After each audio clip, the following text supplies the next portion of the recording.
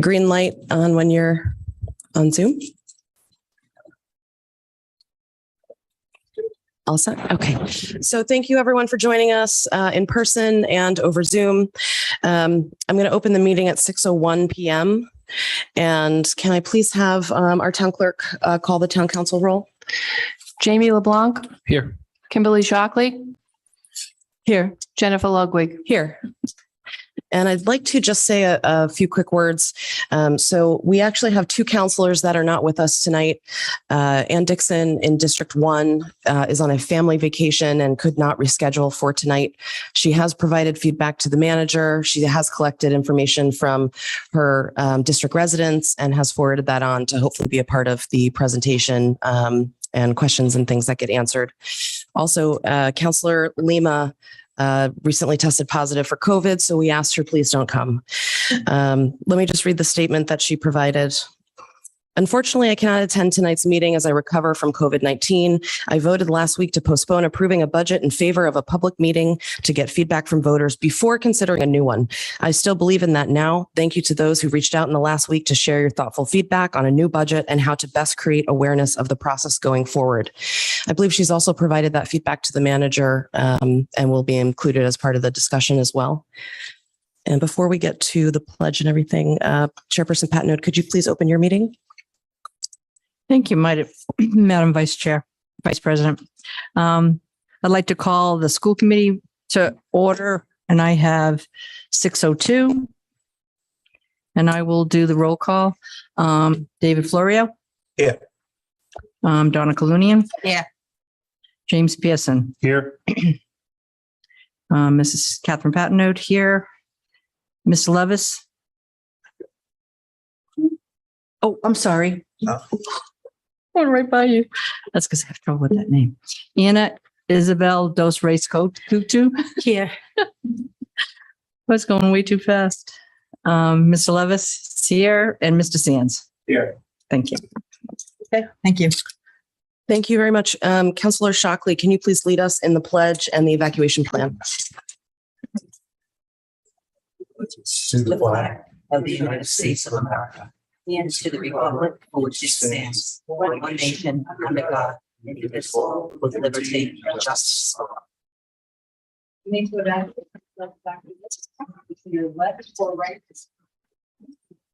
Thank you, Councilor Shockley. I'd like to level set how tonight's meeting will go. We specifically have two public comment sections, so hopefully people can join and either provide your commentary or ask questions. Anything having to do with the budget is on the table tonight. And so firstly, I would like to hear a few comments from our town solicitor in regards to a few questions that many of us have received since last week's meeting. And Mr. D'Agostino, specifically, what does our Coventry Charter say about a failed budget? So the charter section 8.18 subsection D specifically addresses failure to adopt. And I'm just going to read it as from the charter. If the town electors fail to adopt the operating budget before the last day of the current fiscal year, the amounts appropriated for current operations for the current fiscal year shall be deemed adopted for the ensuing fiscal year on a month-to-month basis, with all items in it prorated accordingly, until such time as the town electors approve a budget for the ensuing fiscal year. If electors disapprove the operating and capital budgets, the town council shall propose an alternate budget to be considered at a special financial town meeting, to be followed 2 days later by a special all-day referendum. Thank you. And what does an alternate budget mean in this instance? Well, it's not specifically defined in the charter, but an alternate budget would be any budget that differs from what was considered and what the electors failed to adopt at the last financial town meeting, really the last all-day referendum. Is it reasonable for us to understand that as line items being moved, a totally different amount possibly? Is that reasonable? It would include all of those items. Thank you. As far as the rest of this evening, we do have Town Manager Marchant here and Superintendent Levis. They will be providing some information on the budget that was originally put forward to the voters before we go into any public comment and also before any votes or anything is taken. These should be relatively short presentations, but you're allowed to ask anything you want afterwards. What I will do is after they present, I will ask for the counselors to please list out a few of the questions. Maybe we can cap it at 5 that we have for Mr. Marchant and for Mr. Levis. And then we'll turn over to the school committee to provide either questions or commentary before they adjourn their session. Mr. Marchant? Thank you. While I wait for my presentation to be posted, I will offer to the public in the room a copy of our budget in brief, which we produced previously, which explains the proposed budget in a summary format. So if anyone's Does anyone need a copy of this before we start?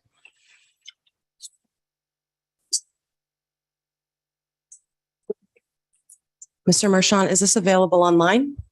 What's it? No, it'll just be FTM presentation. Okay.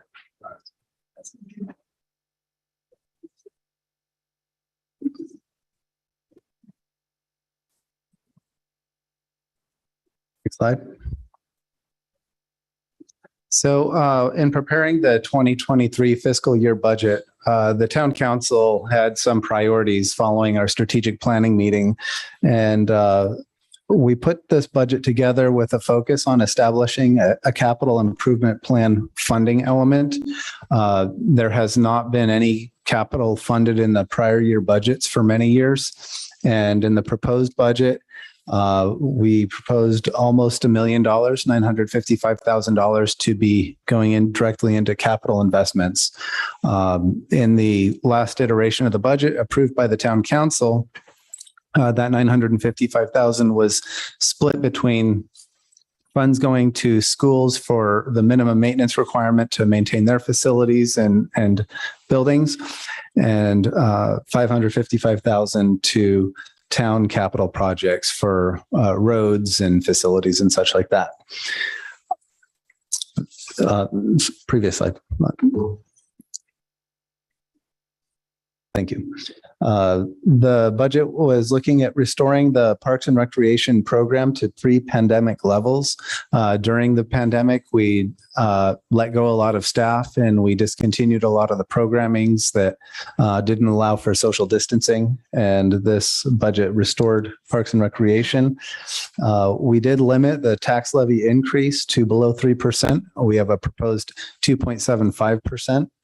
And with a commitment to fund the state's 3% maintenance requirement for schools. Our goal was to maintain quality services in all departments, as well as to increase funding to the contingency. In the current year, we were only able to budget $70,000 for contingency, and due to some unfortunate insurable accidents, we more than exceeded our cost on those contingency funds. Fortunately, we were able to make up for it in other areas, including COVID funds. But this year, we increased that by $314,000, and we have a proposed healthier contingency to deal with the unexpected. Next slide. So the overall budget is a balance of revenues and expenditures.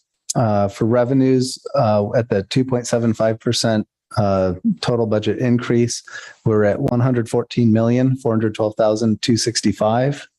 And as you can see listed, the expenditures for the town reflects the operating, the debt, the contingency, town capital, pension obligations, school operations, school bonds, and school capital for the same number, $114,412,265. The revenue breakdown is as follows. And these slides are available on the town website. I'm not going to go into them in detail tonight since this is the third or fourth time I'm presenting them. And we'll go on to the next slide.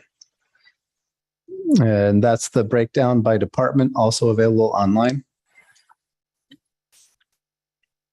And that's a pie chart of how the costs for the town and the school are allocated. And the school represents about 69% of the budget and the town 31%. Beyond the budget, we are looking at a lot of capital needs now and in the future. And we're going to need to prepare a comprehensive facilities improvement plan that looks at all schools, all town buildings. We need to look at our road and infrastructure assets. We need to look at a lot of things that, frankly, the town has gotten by on for many years. But the deferred maintenance is building up to a pretty high level.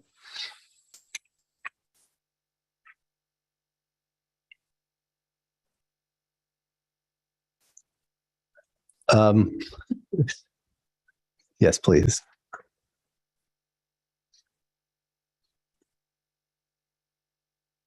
That's the school one.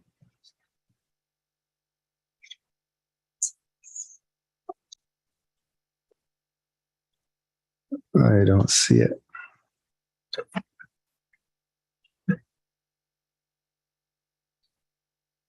we go.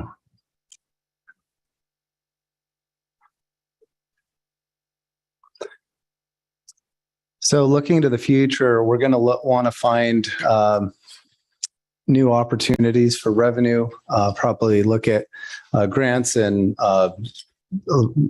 reconsider how we approach our program services and fees. But that's the totality of where we are going as a town. I met with some residents today who came in very concerned about the budget, very interested in supporting the budget and asking for ways that we could work together to get the word out, because people want to know what are they paying for? Where are their tax dollars going? And this budget is designed to maintain the services that we have. And, with the rising costs of everything, the people that are buying a gallon of gas or a gallon of milk aren't getting any more for the money they are spending, even though they are spending more money. Well, government has costs too that are going up, and we can't buy those same materials with what we spent on them last year. So we're trying to be very responsible, very frugal with the tax dollar, but also maintain the level of services that our residents have come to expect. Sorry to interrupt, but could you possibly share this presentation to the Zoom? Okay. It's over now. That was my last slide. And that was the end of my comments.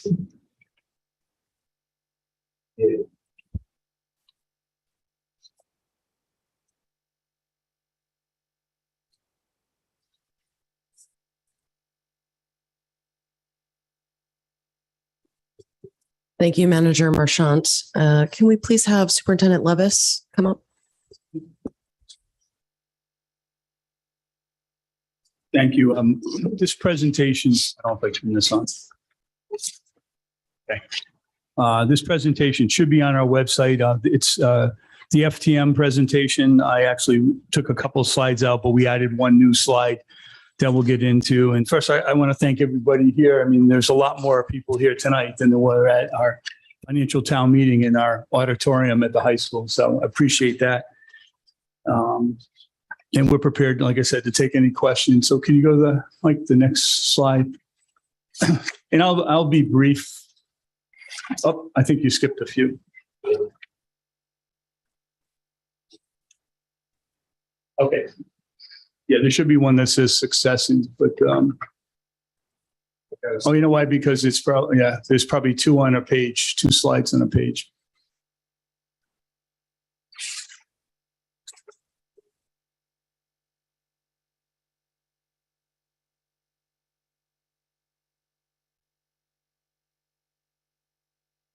There you go. Thank you. Appreciate it. So we started off, and I know our school committee and several of the council members said, if we're going to do a presentation, let's start with our successes, despite the challenges that we've had over the last couple of years. Remember, we were level funded a couple of years ago. We have not used that as an excuse. There's some realities that we're dealing with, and I'll talk about those in a little bit. It has to do with school safety.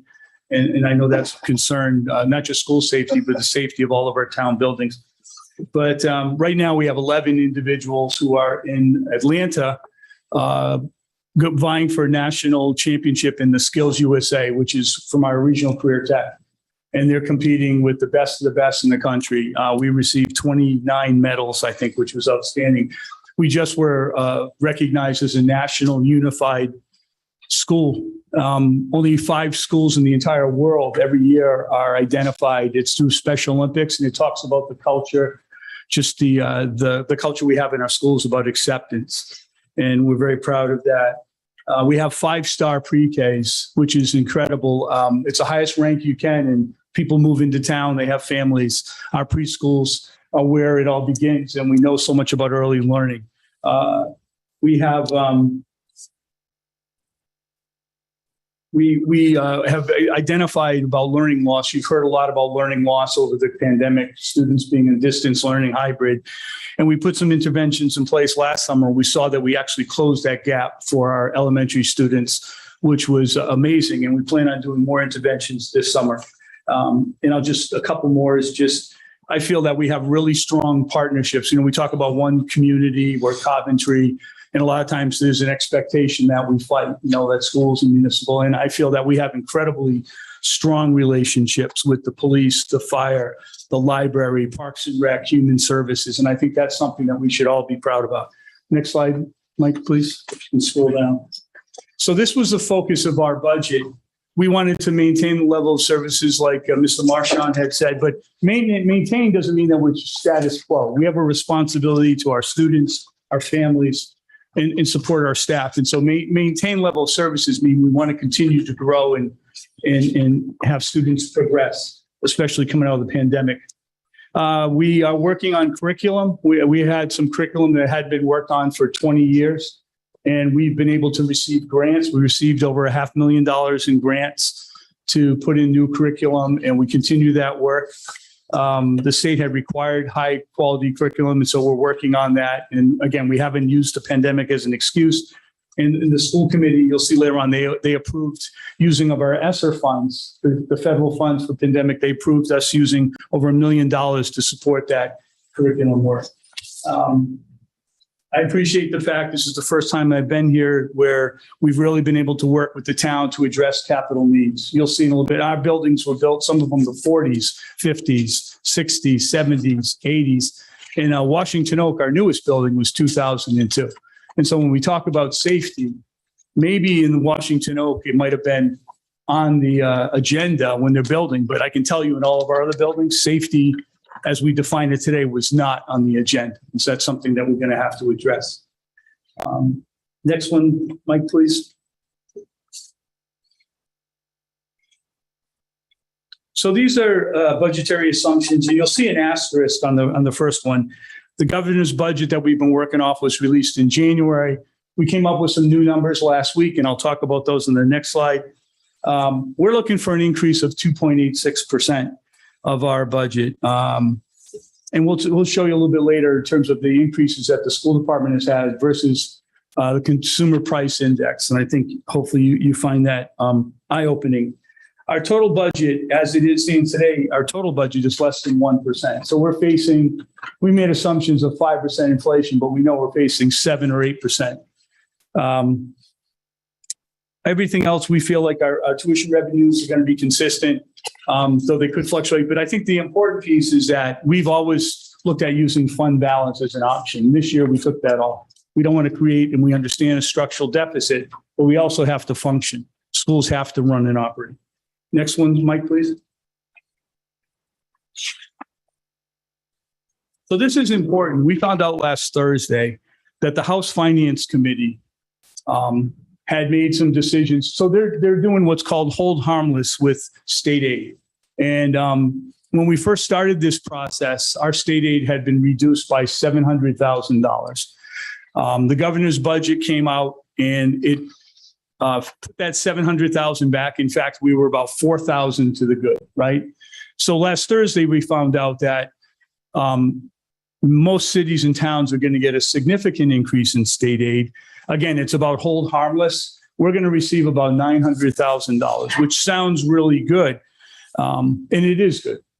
However, I think what's important to identify is that, you know what happened in Texas, right? With the 19 individuals being killed in the schools. And that triggered an assessment that the Rhode Island Department of Ed, the state police, and the governor, they asked us to go through every single school with a checklist. We're still working. We're fortunate. We have an incredible relationship with the police department here in Coventry. I have a meeting with them either Wednesday or Thursday. So what we did is we did this, it's called a site, it was called the All Hazard Site Safety Survey. And we went in through all of our schools, looked at a lot of key areas. And this is June 10th, we had to submit it. So 2 areas that we've identified that are crucial are we have to replace numerous outside doors. So again, our buildings were built in the 40s, 50s, 60s, 70s, 80s. We have 17 doors that we identified that have to be replaced immediately. And that's at a cost of $260,000, I believe. Another thing we have to improve is our surveillance. So we have surveillance cameras in our middle school and our high school. We have very minimal surveillance in elementary schools. We have a quote. That quote is about $460,000. So just those 2, and those are quotes, right? As I get in to do the work, we know it could be more. Those quotes come up to $674,888. Mike Brogy was part of this. Years ago, we looked at a communication system because we have SROs in only 2 of our buildings. So if they're in a building and a crisis happens, they're able to communicate with. Can you say what an SRO is? Do you mind? I'm sorry, not at all. Yes, school resource officer. So it's actually a police officer that's in the school that functions as a police officer versus DARE, where police officers used to be in the schools, but they were educators. They didn't deal with incidents.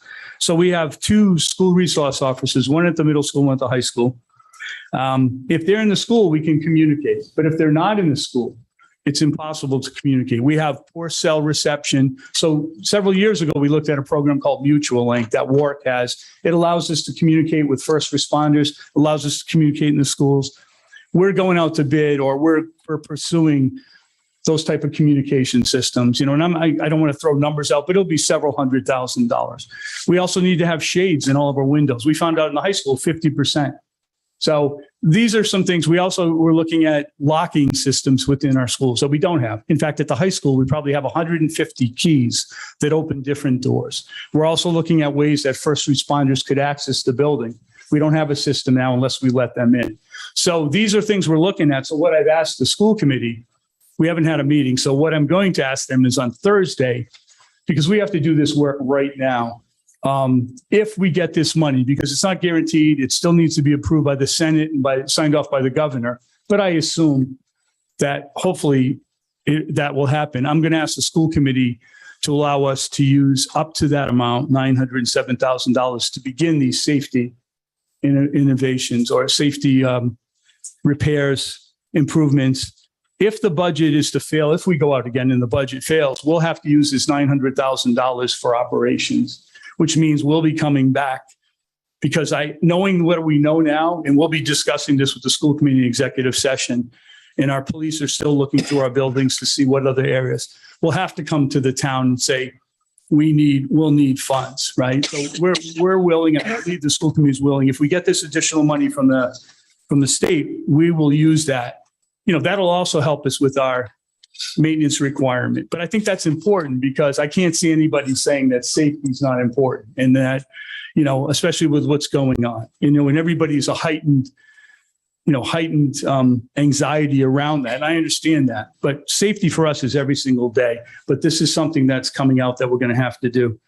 The next slide is just our budget. It's a 2.86%. Again, it's on our website. I think some key things that to focus on is that we're not using fund balance. We're also using $400,000 of our ESSER funds, American Recovery Plan funds, to help meet our maintenance requirement. And again, when we did the budget, these safety items weren't on the table. These are all that have come out since our assessment. The next slide is just the CPI Index. So we looked at the last 13 years. The increase of the school budget was 1.44%. And the CPI was 2.14%. And you can see that the years go up and down. But I think it's important that, I believe that this community has done a very good job with what they've had. And I think our school department has done an excellent job, especially coming through the pandemic, not using it as an excuse, but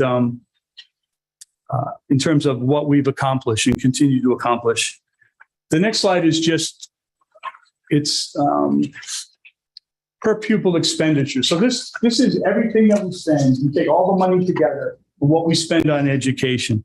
And if, people can say whatever they want to say, but last time they calculated this in Coventry, our expenditure rank is 47th out of 63. So we're 47th in the state in terms of how much money we spend per pupil on our students. And yet our public high school ranking, and we're not satisfied with this. There's a lot more we need to do, and we know curriculum's a big part of it. Our ranking is 22nd, and that came out recently in the World News, U.S. News report. And we're not okay with that. We know we need to perform better. We know our students deserve better, but it's not for the lack of us working. We think we have a formula now, especially with our curriculum work. Next slide, please. And some things I think it's important for the taxpayers to know that we're not just sitting here saying, hey, we need more money, we need more money. Things that we've done to reduce our budget. And I want to thank, again, the school committee has been a big part of this. In the bottom there, we've used ESSER funds. So we're using ESSER funds for key positions, such as interventionists, some special education where we need to close that gap. We also, as I mentioned before, curriculum work, $1.2 million in curriculum work. Chromebooks. Usually we have a lease. We come before the council and say, we need every 3 years we replace Chromebooks. So for the next 3 years, we're using ESSER funds to purchase new Chromebooks. So we're able to reduce our budget by $400,000 a year. That would have been paid for by the local taxpayers. And we're contributing the $400,000. I think what's also important is we have taken steps to reduce budget. We went out to bid for electric and natural gas. And we locked in, incredibly low price. I think the price is going to be probably triple what we've locked in terms of electricity and natural gas. So we had budgeted before this inflationary period. We figured we'd save about $200,000. We're going to be avoiding much more than that.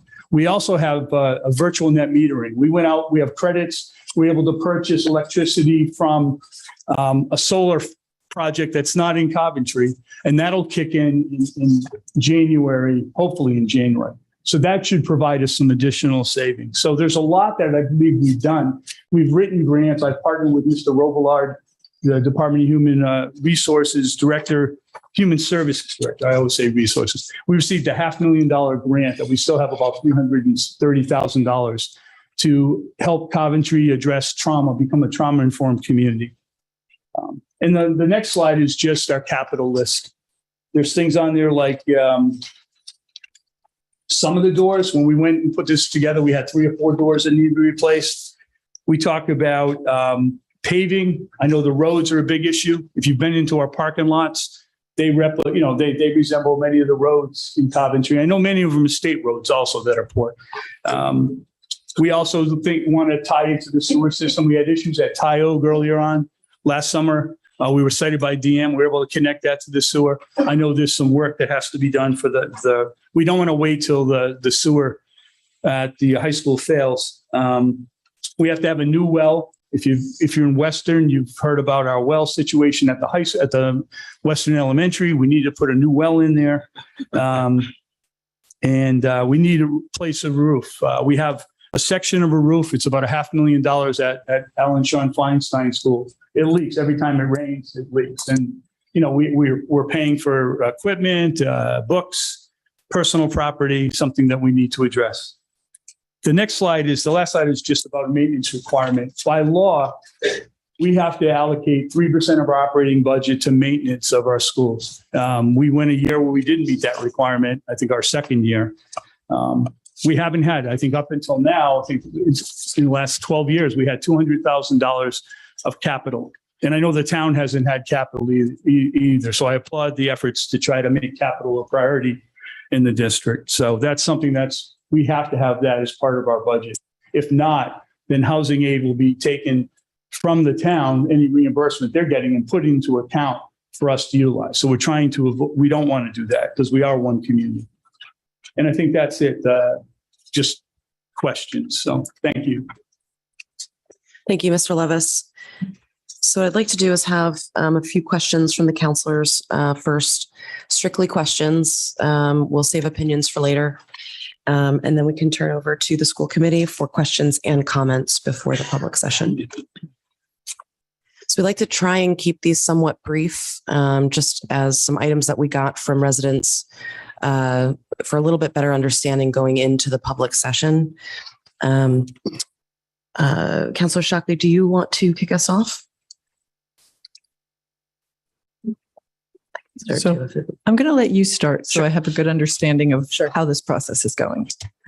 Sure. I'll start us off. So one of the questions that I received from multiple residents was, why can't we just consider not doing anything, not putting forward another budget vote, et cetera?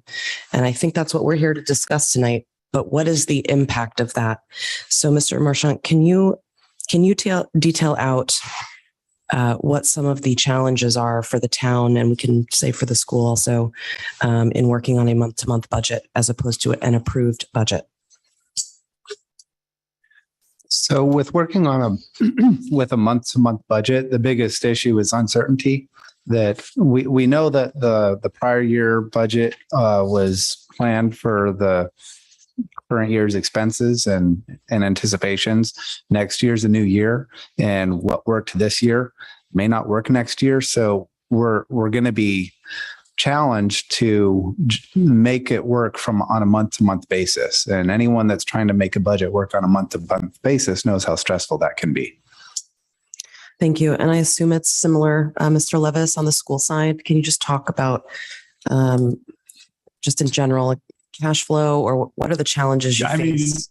We have cash flow issues. There are a lot of reasons behind cash flow. It isn't just the budget. But I think if you look at just the consumer price index, and we've been funded average of the last 13 years, like I said, 1.44% versus 2.13% of inflation. And this year inflation, we know it's going to be close to 7-8% potentially. And we're looking for like a 1% increase. I think it's just not sustainable. I get all the time, we're taxpayers. I'm a taxpayer. And it's like, all right, you're a taxpayer. I'm a taxpayer too. And I think about expectations and investment. And like we said, we always encourage people to come into the school to take a look to see. And I listed, like you said, we started off with our successes. So it's just not sustainable. And, I think we'll be in very difficult shape if the budget doesn't pass. We'll have to use our fund balance. We'll have to use ESSER funds, and that just creates an incredible structural deficit. And I would worry about individuals that have families in this community that are moving to this community. We know a lot of people are that, we're going to sell a bill of goods that we can't produce. Thank you. My second question is, I had a resident ask, if we consider putting a second budget forward tonight, wouldn't that also cost money? So can you just outline a process of the likely costs if we decide later on to put a second budget forward? Sure. Well, first, the cost is the cost. It costs about $5,000 to print the ballots and pay for the poll workers and to do all of the logistics of what is required to do a budget vote. However, the charter itself calls for another budget referendum. When the first one is rejected, you shall recommend an alternate budget. The only thing it doesn't prescribe is when and how that happens. So I know other communities, and I think even Coventry in the past has tried to do mail out ballots or notices, and it hasn't been effective in the past. But I think one of the challenges the town has is getting the word out and making people aware that there is a budget to be voted on.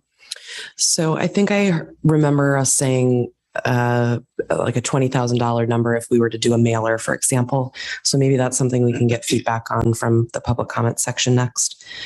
My third question, Mr. Levis, if I could address these, I think to you. I had a few residents ask me a few specific questions on the school budget. And they're kind of related, so I'm going to try and put them together, and however you want to answer is fine. On our sports and clubs, the term that was used was pay to play. I don't know if you're familiar with that.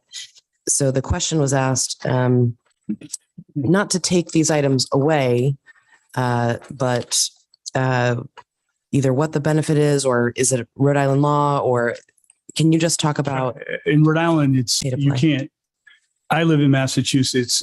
Every district has a different amount they charge. They always charge to participate in sports. It's not, you cannot do that in Rhode Island. It's not an option. So. Okay. And kind of building off of that question, I had a resident ask me after taking a look through the budget, it looked as though there was possible funding for things that teachers take on in advisory roles. And so, for example, what is the process? And ultimately, could this lead to savings that we have not considered? And having volunteers from the community, say, coach softball. So we do have some volunteer coaches, right? We do have, but we have volunteers that come into our buildings, mostly at the elementary school. But a lot of those things are contractual. We have different stipends for coaches, and there's also different league rules. So we're not going to be able to get away from that. But coaches don't have to be teachers. I know there's this idea that all these teachers are coaches, and we have many teachers that are, but many coaches from some of our, like our coach from soccer, Mr. Gaffney is not wrestling is not an instructor, a teacher. We have many coaches who are not. So, but we do have volunteers. Okay, thank you. My last question is around healthcare. I had a few residents who wanted to know about school side and town side. So maybe Mr. Levis, just because you're standing. So do we do some sort of total cost per employee, or how do we? So we do a percentage, right? So we've increased percentages in our last negotiations for years. We also changed our benefit plan design. That hadn't been done in, I'm going to say 9 or 10 years. So in our last negotiation, if you remember, we came into last negotiations. We were the only district in the state to fully open negotiations during a pandemic. And we had to come back with a $500,000 savings in one of our negotiations. And so we did a lot of changes. We've increased our co-share. Administrators are paying, we pay 25%. Teachers are paying 20%. And I'm not sure what it's based on like ability to pay.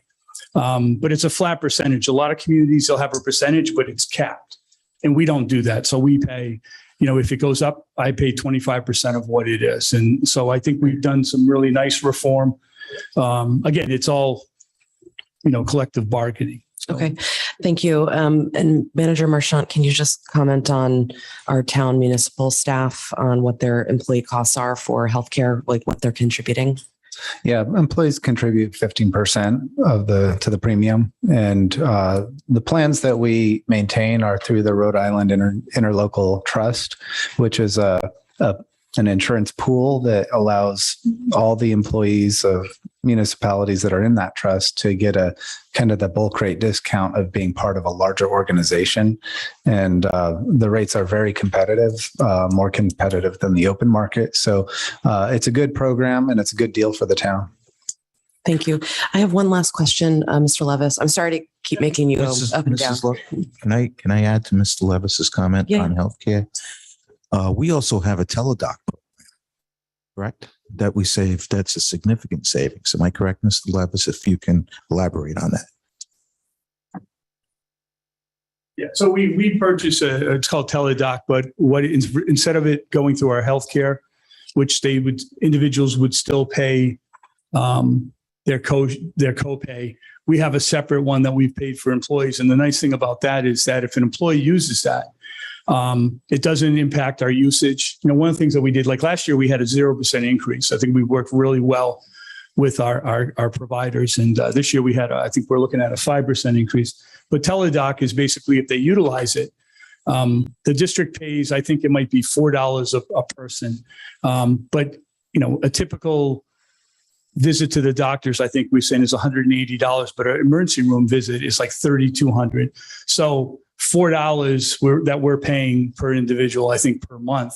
And we have about 400 people on that plan. So, we get updates. I can't tell you what the savings are, but we know it pays for itself. But more importantly, it impacts our usage, which is crucial. So we have about, I think, of our 460 some odd people that are using healthcare, I think probably about 250 have signed up for it. So it's something that we think is adds to our savings.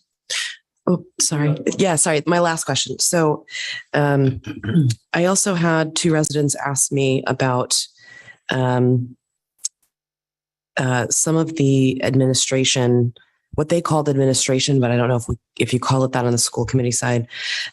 So for example, at the high school, they said, and I don't actually know if this is accurate, so maybe you can firstly confirm that we have a principal, 2 vice principals, and 2 dean of students. And so the question was, or I guess there was a perception, why are we so top heavy? And they listed it as an example. Yeah. So first of all, I would encourage people, one thing, it's nice that people are reaching out to you, but I would encourage people to come to us and ask questions, because you can meet with us. You can go in our schools. We'll visit.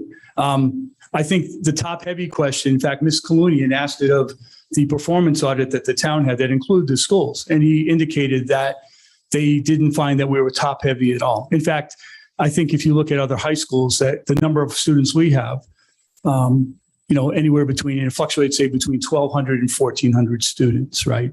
If you look at the number of administrators, we do not have a full-time career tech director. We're the only school department that doesn't have that has a regional career center.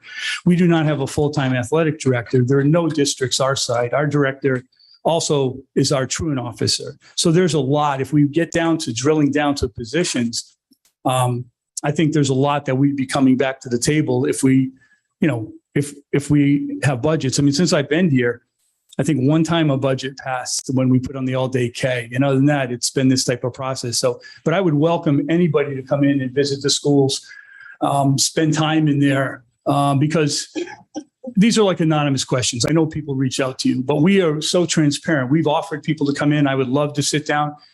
I'm at work all the time. Come visit me and we can answer a lot of these and show you the data and also show you comparative data. That's something that the performance audit, which I think is important because it highlighted areas of need, but also areas of strength. So I think they identified leadership on the school side as an area of strength. So Mr. Levis, I'm glad you brought up the performance audit because with the residents that I spoke to, many of them had not seen the results of that. Right. So I do encourage people to take a look at the town website. It's posted there, the entire report. And then any additional questions to bring to you and share, Pat Node. Those are my specific questions from residents. Thank you. Do we want to? Do you want to go next? Yes. Okay, I'll go on to Councillor Shockley. All right, I appreciate that. So the question I got the most, and this is for Mr. Marchand, is about new positions that have been added to the town side, and it actually kind of jumps nicely off of a discussion of the performance audit. So what I'm hoping you can go over is why on the new positions that have been put forth, and also while they're new positions, are any not new to the budget? So kind of taking the place of a position that we've eliminated. Yes, thank you for the question. Right sizing the administrative staff for the town through change is often challenging. And anytime we have the opportunity to kind of reallocate resources from one area to another to better meet the town's needs is what we've done. So in this new budget, we took from last year's budget the administrative officer that was budgeted, and we have replaced that with an assistant town manager, which was also called for in the performance audit. Using the funds from that position, it was just a straight across and a little bit of a savings. We've also needed a deputy finance director that we have hired, and with cost savings and reallocating other positions and finding savings within the budget, we've been able to fund that additional position within our existing budget resources. So we're not putting new positions directly on the town's costs for those two positions. However, for the town engineer, that is a new position that we are looking to hire in-house. We hired one this month, I'm delighted to report. And for this position, there isn't a corresponding position in the organization, we have enormous costs in engineering consulting services. And with bringing that position in-house, we're expecting to get a lot more bang for our buck and reduce our consulting area of the budget considerably. So that's town engineer and Mr. Marchant, yes. just want to interject really quickly. You had mentioned the assistant director position, finance director position, and I believe this person is helping us complete the audit, which is now overdue. I did want to mention that Councilor LeBlanc and I attended a session with the Auditor General earlier today with Mr. Marchant and some of our finance directors from the school and town side. Could you please provide an update for the public on where we are with that? Yes, thank you. I was looking for an opportunity to give an update on that because there have been a lot of questions and concerns raised about why the 2021 audit has been delayed so far. And I can say that we are going to be completing the audit work this week. But this audit has been extraordinarily challenging for several reasons, not least of which in 2021, we saw a change of financial software platforms. And going from one system to the other, it was not a smooth transition. We also had a change in leadership for both the finance director and the town manager in that fiscal year. And unfortunately, there were procedures that and tasks that weren't done in a timely manner or in a complete manner. And so over the course of the past several months, we've been working to fill in the gaps and complete the tasks that were overlooked in that process of transition. Fortunately, I'm pleased to report we have made some very positive strides to put the town on sound financial footing. Previously, cash was being booked on a monthly basis, and now it is being booked daily so that we have a daily record of cash being recorded correctly and verified. We have implemented lead sheets so that each department can independently and accurately account for the funds being processed through the finance department. And by taking these measures this year, our books are already clean and ready to go for the next audit. So I can give the council and the public the confidence that 2022 audit will go much more quickly and smoothly and be done on time. But that is the reason for the delay in 2021 is that you have new staff trying to make heads and tails of what we had in terms of gaps in management, gaps in leadership, gaps in technology. Did we also get a new auditor this year as well?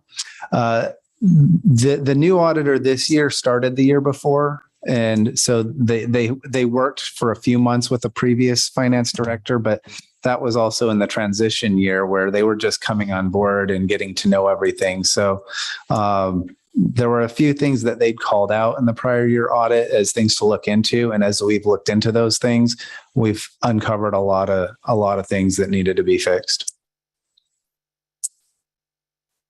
I appreciate that. A lot of people have asked about the audit as well. So that was one of my questions. So I appreciate that feedback. I also was wondering, you mentioned the cost of new employees. Can I ask you what work you have for these employees to do, why we would want these employees to be in-house and kind of what projects we're trying to move forward with? Sure. This is another great reason to refer to the performance audit because, especially for the finance department, it states how understaffed that department is, and that for a town our size, managing $110 million budget, it takes staff time and it takes professional staff to book all the entries and do the proper accounting. And so the assistant finance director has been hands-on with the audits from day one, and both the assistant and the director have been working long hours, nights and weekends to try to catch up. And we're just playing catch up.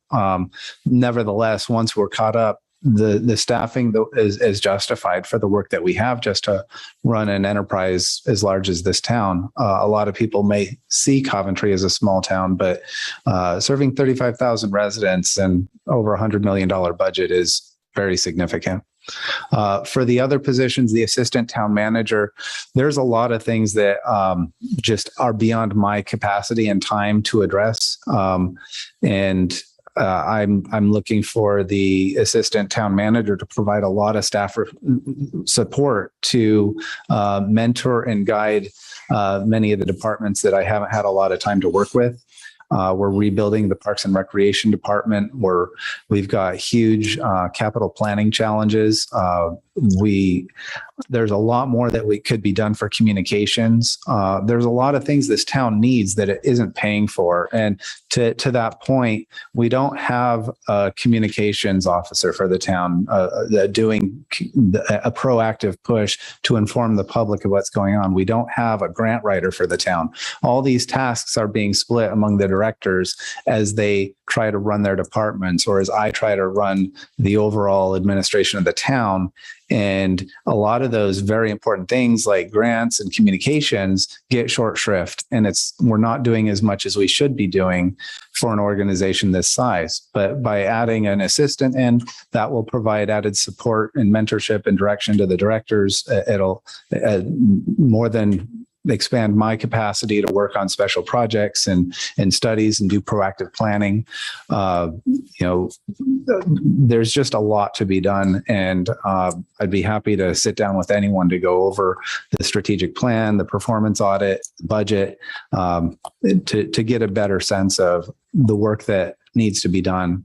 At the end of the day, these directors are working as salaried employees, and they don't get paid for their many night meetings. They're working during storms and emergencies, or when power comes out. They're coming back working side by side other employees who are getting paid time and a half, and they're not. And yet they come and they have the commitment and dedication to the town to do the job that needs to be done until it's done. And I think that's also an important thing to note, as we often overlook these public employees who work really hard without getting the recognition or appreciation they deserve. Thank you. I have two more questions. One is a lot of people discuss the cost of employees, and that possibly we should reduce salaries, reduce benefits for our employees. Can I have, I don't know if it would be appropriate to have Attorney D'Agostino or Mr. Marchant or Mr. Levis, but just speak to kind of how collective bargaining works and what the town, what our capabilities are, and kind of how there is some back and forth to that. Sure. So I'll speak to the two collective bargaining units on the municipal side, as I'm not familiar with the teachers and the SRP, but on the municipal side, we have two units, and one of the units is police, and they have different laws governing them, which allow them a remedy. They're not allowed to strike, but they are allowed to go to binding arbitration, where an independent third-party arbitrator can dictate a contract that the town will just have to pay for. Now, sometimes that contract can be more in the town's favor, more in the police favor, but it's anything but certain. And so there's a strong incentive to try to negotiate and come to an agreed settlement so you don't have to go to binding arbitration. That's a big unknown. But these costs, the way we approach our collective bargaining agreements for both police and the local 94 AFSCME union is, what can the town afford and how competitive are we? What is the cost of the employee is the cost of the employee, kind of like the cost of a gallon of gas is the cost of a gallon of gas. You need it either way. And one of the problems we have in Council 94 is that we are losing our CDL drivers. They are leaving in droves because our pay scale is too low and they can make more just about anywhere else, private or public. And that's going to need to be addressed in contract negotiations, but the only direction to go is up. And so how do you begin to negotiate salaries for the next 2 or 3 years when you have this budget uncertainty that you can't guarantee the funding based on what the public may choose to approve or reject? So with a mind to containing costs and yet still being respectful of the time and labor value that these employees commit to the town, it's a really delicate balance that we're trying to meet the public's need for services and our ability to pay for those services. If it gets any worse, we're going to have to look at cutting programs entirely and outsourcing them and paying a private contractor to do what we cannot do for ourselves. And then we're going to be at the mercy of that market where right now, because of procurement and logistics and everything else, there's no guarantee that we'll be able to do it for less. And so far of what I've seen the town has done, we have been able to do it for less. But if we don't have the people, we don't have the service. And, we're going to have to make some hard decisions on some things if it comes to a head. Thank you. And then my final question and comment were on the capital.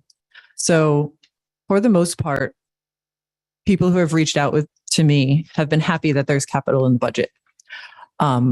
They find it to be a positive that is a good way to move forward for the town and the school.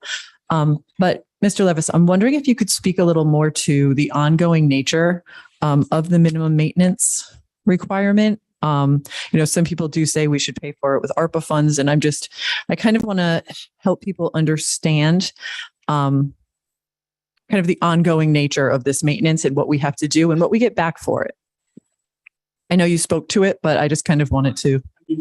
So I think the issue is that even if we allocate 3% to the schools, we had a study that was done 2016 called the Jacobs Report. It identified about $60 million worth of needs. And these were just to get us up to like where our buildings are warm and dry. These weren't. Mr. Levis? Yes. I'm sorry. I just feel as if that conversation you're about to have needs to have a pin put in it maybe for the future. And I'm wondering really about just the 3%. How it works, how they're determining the amount, how much capital we've had in the budget in the past, kind of the buildup of the capital. We've had 200,000 in 12 years, right? Other than what we can come out of operations. But I think I'm going to take that pin and pop it because our schools, as you know, the 3% doesn't even come close to the needs that we have. So we have to put 3% of our budget, right? But I don't want to misrepresent that 3% is going to solve our issues. And that's what I want to be clear about. So I appreciate that we're going forward with capital, but we need, and you're going to see when I talk about safety, it could go into $1.5–2 million that we don't have. So by law, 3% every year of our operating budget has to go towards the maintenance of our buildings. Right. So that's it in a nutshell. I don't know, but the bottom line is we have much more, as you know, you were on the building committee, much more greater needs than the 3% every year. So we're going to be paying 3% to our budget towards the maintenance of our buildings that were built in the 40s, 50s, 60s, 70s. And so I just want to be clear about that it's a law we have to meet, but it's not the solution. It's just a law that we have to meet. And it's a good thing that we'll be allocating funds, but it's just the beginning. So I don't know if I answered your question. Thank you. Councilor LeBlanc. Thank you. First, I just want to say thanks to Mr. Marchant and Mr. Levis for the presentations. Thanks to the school committee for being here. I also want to thank the residents that reached out to me, Facebook, emails, and calls. A lot of my questions were already asked and answered. However, there were a couple. Why, I think this is for Mr. Marchant, why was Code Red not utilized? And if it had been utilized, what would the cost have been? So I believe you're referring to the day of the budget referendum or the day before, why we didn't put out a Code Red alert that the budget vote was happening. And at the time, it was because the understanding was that it did not fall under the contracted services for Code Red as an emergency. However, we have since reached out to Code Red and gotten their permission that they will not bill us extra for doing a Code Red call out for a budget vote. Okay, because we have used it in the past. I just didn't know why we didn't use it on this particular. There had been a number of other Code Red messages sent out that were not of an emergency nature that raised it as an issue for them, and they notified us. So with that understanding, we were pulling back from as many uses of Code Red for non-emergencies. Got it. But going forward, they said yes. Okay, fantastic. Another question was, if Code Red was used, how many people are actually included in that? And the IT department gave me, I guess, the known phone count, which includes residents and businesses, is 17,899 phone numbers. So it covers substantially the full town. Just wanted to call that out. That was another question. One question from District 1 residents was they weren't exactly sure when the town had settled with WED, but there was $802,000 that was given outside of, I think there was a settlement, Mr. DiAgostino, with $802,000. How much of that $802,000 has been spent? And if it's not spent, where does it go? Or where has it gone? So those funds were received in the prior fiscal year, 2021, and those funds were part of the proceeds, the surplus of that year, and they went into fund balance. There was no reserve set up before the expiration of that fiscal year, dedicating those funds to any specific purpose. However, we could always allocate amounts for those funds to be used for. But these funds were a settlement of the lawsuit, and were never directed for any specific purpose. Perfect. So it hasn't been spent. It's in our surplus. It's essentially in a savings account, and we can use it in the future. Perfect. And then one last question, at least for this time. Residents have reached out and asked about why certain directors are receiving double-digit in pay increases. I don't know if you could speak to that. Yeah.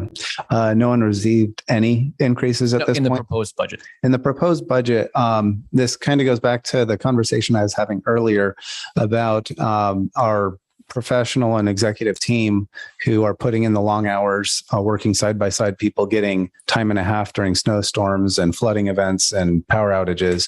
And the time they put in isn't just beating time. It's they're planning, organizing, administering. They're responsible for making sure we have people out in serving the town's needs. And when I looked at the Rhode Island League of Cities and Towns municipal survey, a number of our directors, not all, were well below market. For the median pay for the same position elsewhere in Rhode Island, we were between 11 and 20% below market. And so we were looking at these positions specifically to correct for the market. Some of these positions in this market would be very hard to replace. They generate huge benefits to the town. They apply for grants. They work tireless hours, attend a lot of meetings. And every single one of them is going to be subject to a performance evaluation. That's a new program that I've implemented this year. And in the rollout, it includes every member, every full-time employee of the town. And I've already gotten some complaints because some people had never received a performance evaluation before in the time that they've been employed. So what we're trying to do is we're trying to set performance standards and expectations so that everyone is held accountable to the job that they were hired to do. And with these performance evaluations, we can justify whether people are meeting the expectations of the job. And if they're worth what the market says they're worth, we should be paying that. I guess a follow-up to that. So have specific goals already been put into place that they need to reach to obtain that pay? Or because you're calling them essentially equity adjustments, if this budget was to pass, they would receive that increase on day one? My intention would be to correct the deficiency on day one, but subject to the performance evaluation, if they're performing below the competitive rate, I would not give them the full proposed allotment that I've considered in the budget, if that makes sense. It does. Thank you. And then one question for the schools, Mr. Levis. I believe when the 2.75% levy increase budget was kind of finalized, we were using an estimated amount for state funding. I think you spoke to it a little bit during your presentation. So I think we had a reduction of 700,000 in the 2.75%. No, I just want to make sure it's clear. If you could just speak to it, please. Yeah, actually in the, that was the original state aid that we received. And then what's in the budget is we had received the 700,000 that was taken away back, and it was actually an additional $4,000. What I mentioned before is the proposed additional state aid that the House Finance Committee has recommended. So they went to like 900-ish. 900, and that my intent is, it's up to the school committee, is to utilize that to address, to address safety concerns that we've already identified, so we can start right away. Okay, so just make sure I understand. Yep. So we are going to, it has to get approved, which is probably why we haven't adjusted the school budget, because it hasn't been approved by the Senate and the House. And that's why we haven't gone up to the. And 900. It hasn't been. We haven't even discussed it. This just came out Thursday to us. So, but what I wanted to do was, because of these safety issues that have arrived, that are we've identified, and that we will continue to identify. I wanted to have an opportunity to say, okay, can we start July 1st to address these, so we can. That was the whole idea with that. That makes sense. Thank you. That's all I have for now. Thank you, Chair Patton. Thank you. So I guess we can start with Mr. Florio. Any questions? Yes. Comments? Yes, I have some questions. Thank you, Mr. LeBlanc. I never heard of Code Red until tonight. And if Code Red was used, we would have had a bigger turnout. Am I correct? Possibly. We can hope so. So what I hear from people in my district is that nobody even knew about the vote that was coming up. We had signs. There were some signs we had. They just didn't they didn't know. They had no idea that we were having a vote. No mailer was sent out like is normally done. And that's not your fault. It's just possibly you didn't know. You know, I'm just pointing something out, you know, that for the next vote, if there is a next vote, which I hope the council approves, there's a concerted effort by all parties to use Code Red, maybe to send out letters to constituents from the town to let them know that we're having a vote on a specific date. And I have to tell you, we worked on this budget. Dr. Dixon said December. I can remember working on this budget in like early November and talking about it between the school committee and the council. And we really worked hard on this budget. It wasn't something that was just created, you know, and I think if we have a real good effort, people will come out and they'll vote in favor of the budget. I really do believe that in my heart. I just hope that we all can get together, town and the school department and the school committee and the council and push this because there's a lot at stake.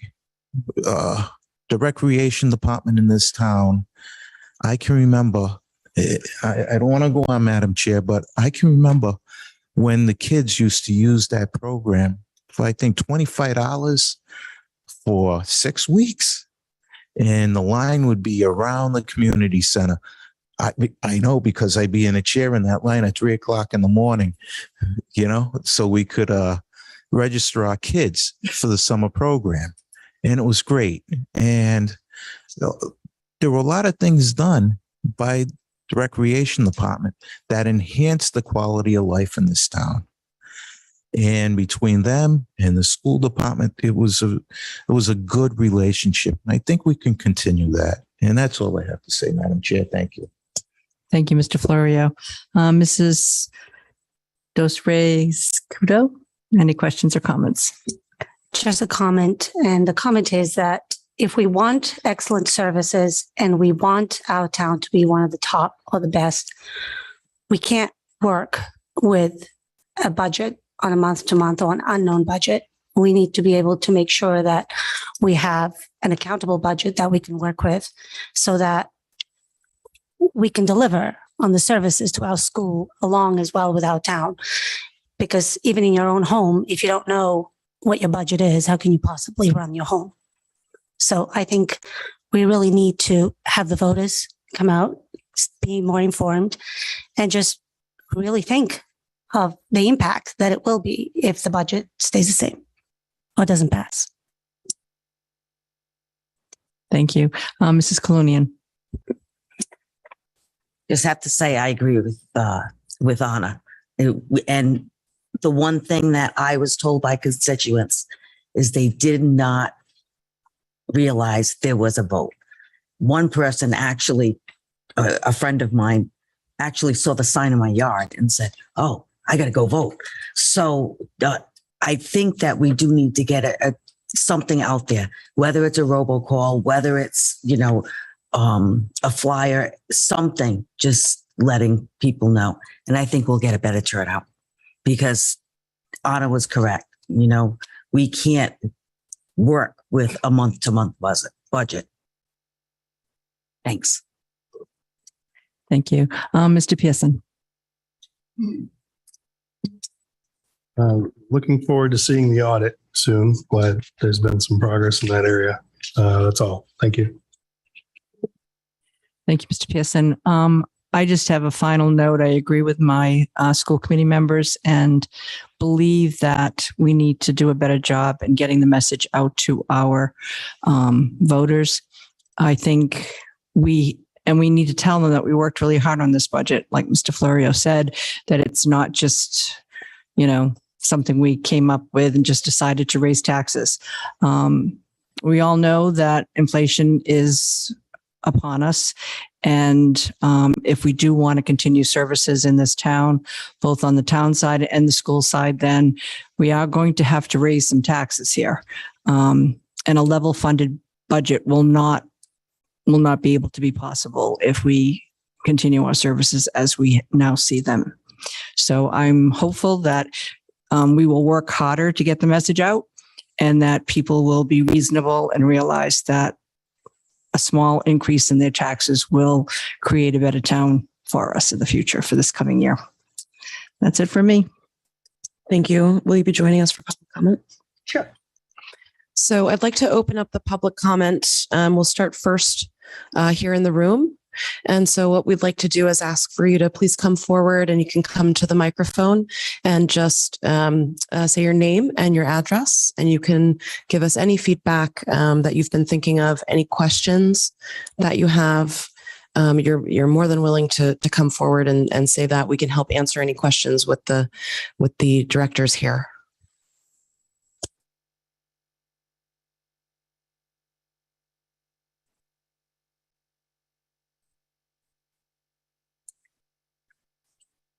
Thank you, Scott Guthrie, 31 Maple. Is the mic on? Thank you. Is it on now? Scott Guthrie, 31 Maplewood Drive.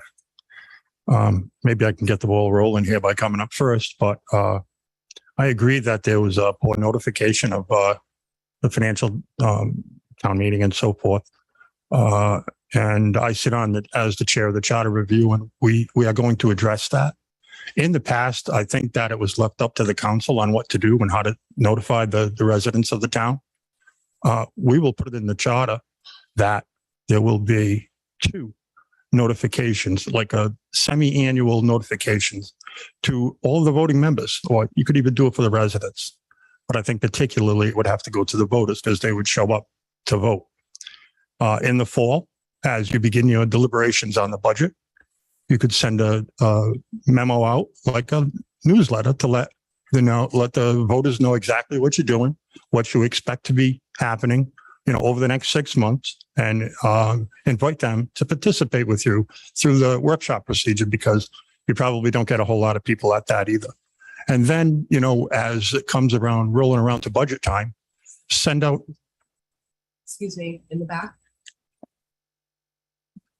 Excuse me. Thank you. In the spring, as you're winding down doing the budget, another notification on the dates that are important to get a budget passed. We are also, as a commission, and I have 2 of my members here with me tonight because they care, an alternate way of doing the budget that we hope you consider sending to the voters, with this being included in it, because I don't want to leave it up to the council, because, like I said, it was one council would send a notification, another one wouldn't. This year, no notification went out. It used to be like a trifold type, not very expensive thing. Another thing that was not done is a legal notice. There was no legal notice actually taken out, and that's in the charter. But it did not. It wasn't titled as a legal notice. We all looked at it. It did not say this is a legal notice. It was an ad in the reminder. There's a difference. No, we did a separate legal notice. The one in the reminder was not the legal notice. Okay, so where did the legal notice go? What media platform? I want to say it went to the Kent County Daily Times. Okay, I didn't see it because nobody really gets that paper too much anymore either. Unfortunately, I think we don't have. I think the total circulation is 1,200. Yeah. We don't have like a local media that's trustworthy anymore, so to speak. They're all owned by big corporations. Journalism for the most part is dead. Social media for the most part is how people get most of their information. And, it can't be reliable. Not everybody has internet. Not everybody is on any of these, Instagram and Facebook and this and that. But I do think that making it mandatory in the charter that a notice go out to the people is very important, because, it would take away the ability for someone on the council that doesn't want to do something. It would take that away. It would mandate that from now on, the voters in the town will get 2 notifications. One when the budget deliberations begin, and then in the spring another when it's time to vote for the budget. You will get people that come out and vote. So hopefully when we get our work done, we're trying to get it done within the next week or possibly 2. And that's my suggestion, at least for that part.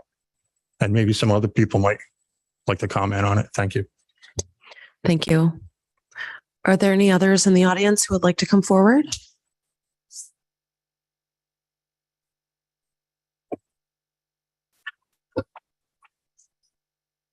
Why don't we pause and go to our Zoom?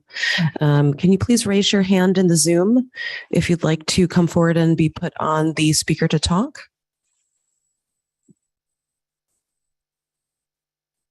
Trisha Hunt, can you hear us? Yes, I can hear you. Can you hear me? Trisha, can you just give your full name and your address, please? Yep, Trisha Hunt, 526 Camp Westwood Road. And you'll need to take yourself off mute. Yep, I'm not on mute.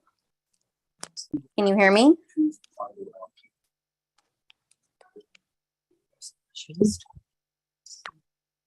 I'm not on mute. Can you hear me? Trisha, just give us a moment, please. Sure, no problem.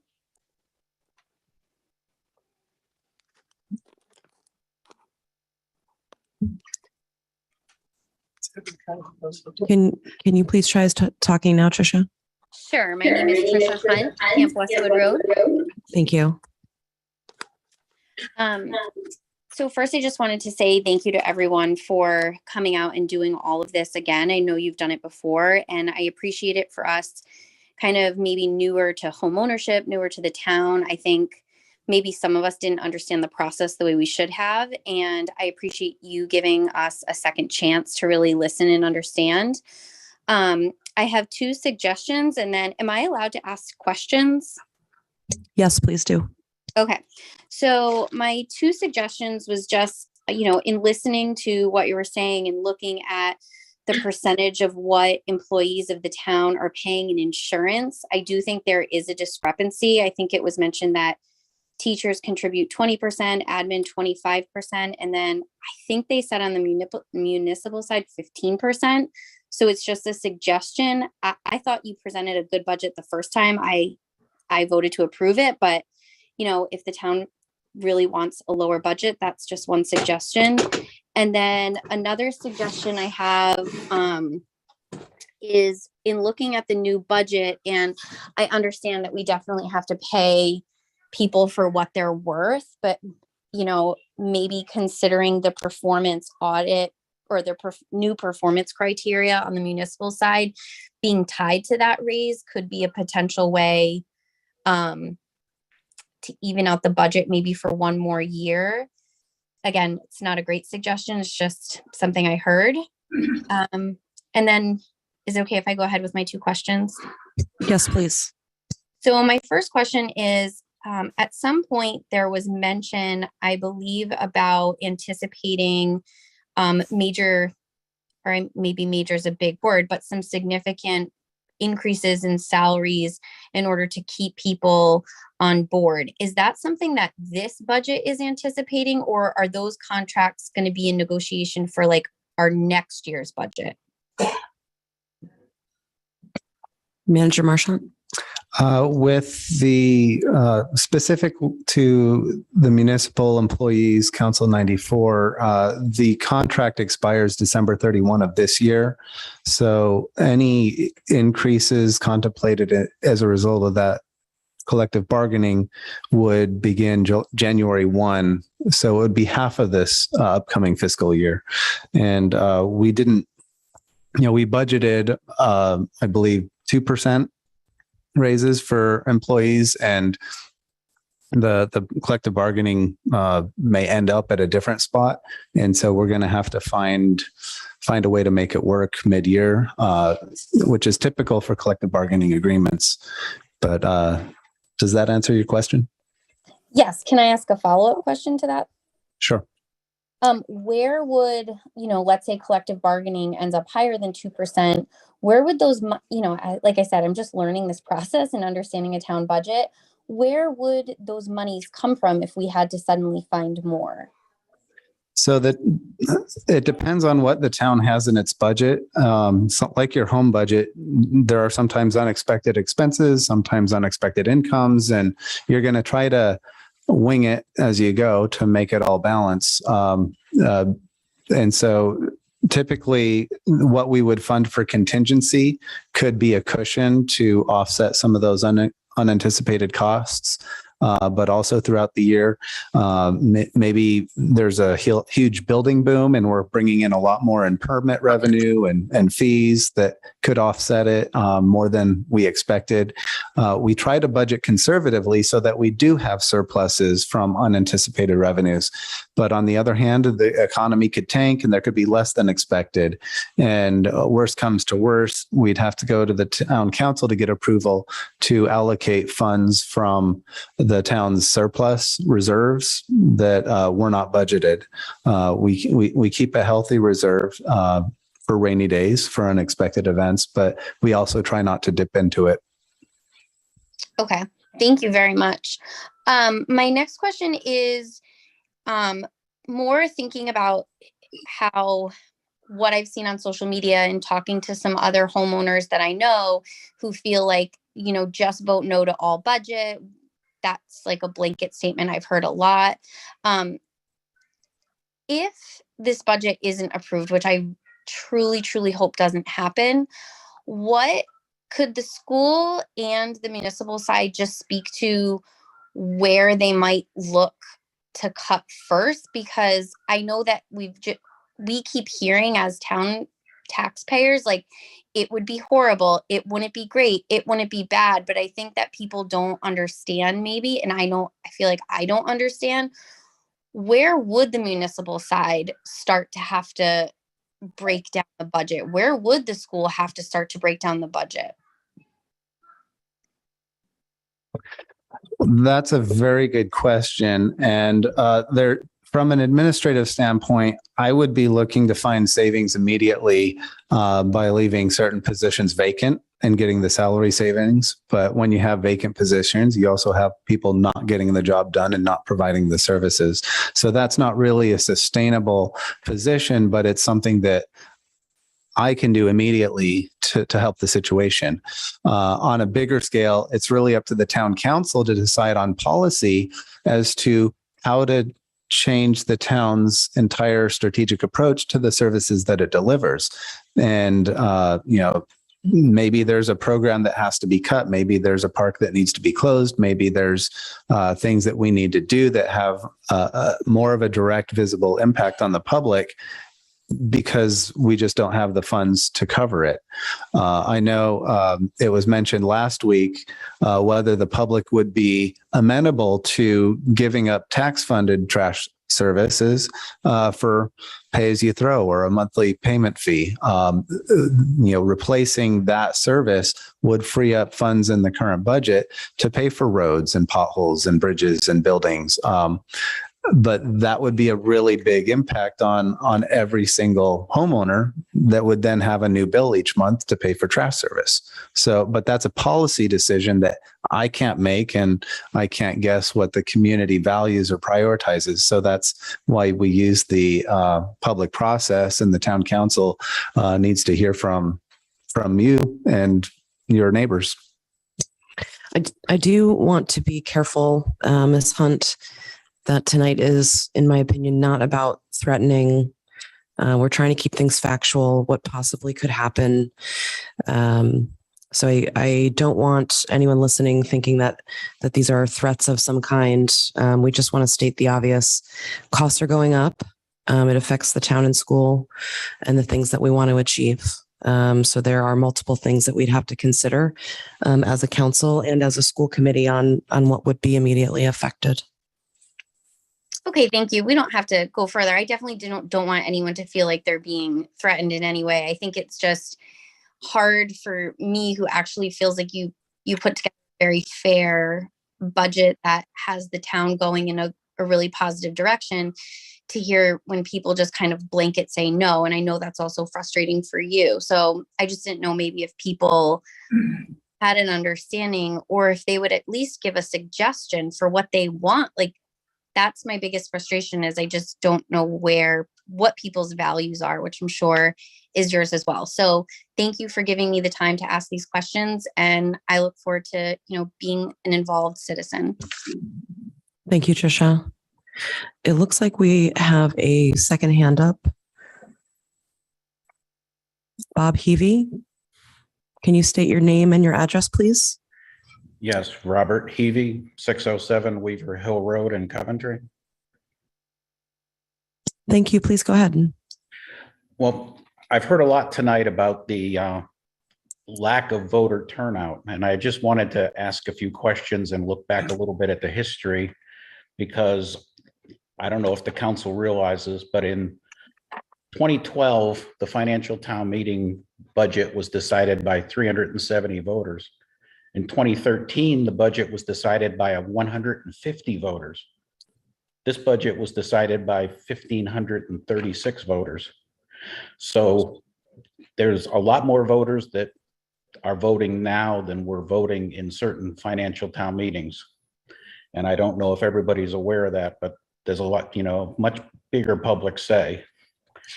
And I think the quorum may have been 100 voters at the time. Is anyone in the room aware of those type of numbers? Mr. Yes. LeBlanc? Oh, I'm very well aware. I've been actually at the high school where the 300 people actually did vote on that budget. So very well aware. And I agree. 1,500 is a great turnout compared to the 300. And my second question is kind of more pointed, but everyone says that there was insufficient voter turnout, and so not enough people knew to vote. But if the budget had passed, would everybody in the room be saying, well, not enough people turned out to vote, we need to revote this and get a larger voter turnout? Mr. Hebe, thank you for that comment. I do want to recognize, though, not everyone in this room is saying that. People are expressing some opinions, but not everyone in this room is saying that. I know you're on video, I assume, and it may be hard to see some of us. Can I just make one point? I think in all of the other scenarios you discussed, if a small number of people approve a budget, then that's the end goal, is to have a choice made. In this case, the choice was rejected. So no choice was made. If we had a budget that said, do you want a 2 3/4% raise or a 0% raise? And more people picked 0, a choice would have been made. But in this situation, we just rejected a choice. So that's the difference for me. Well, the voters understand that if they reject the budget, then the budget is level funded. I think you need to give them more credit. No, it doesn't matter that they understand. I understand that. It's just that no choice was made. And really, it's back to the charter, that the charter requires a second vote. Mr. Hebe, I don't know if you were here at the start of the meeting, but we did have Solicitor D'Agostino review the charter section. We'd be happy to get that to you for your review.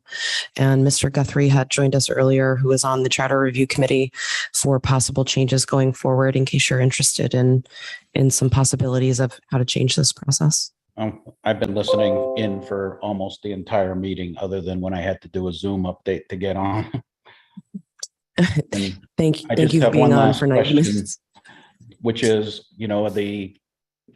there was $2 million in COVID money given to the police department. And I hope they didn't spend it all, but what I don't know is what the increase in the police budget is this year after a $2 million windfall. Mr. Marchant, are you able to?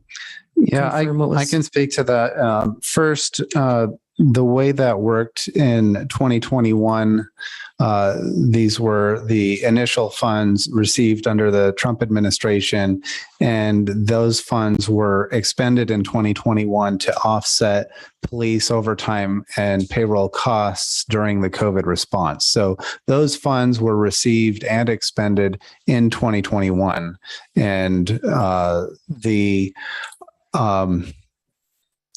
state, with the issuance of those funds, decided to reduce the town's allotment for motor vehicle taxes by $1 million. So instead of getting 2 million, we got effectively 1, and it was expended in that year. Okay, that's more info than I had before. Thank you.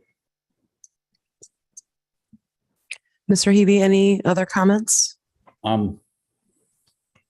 Thank you. Not at this time. We move to Mr. Jurfee. Can you hear Mr. me Jurfee, okay? can you state your full name and your address, please?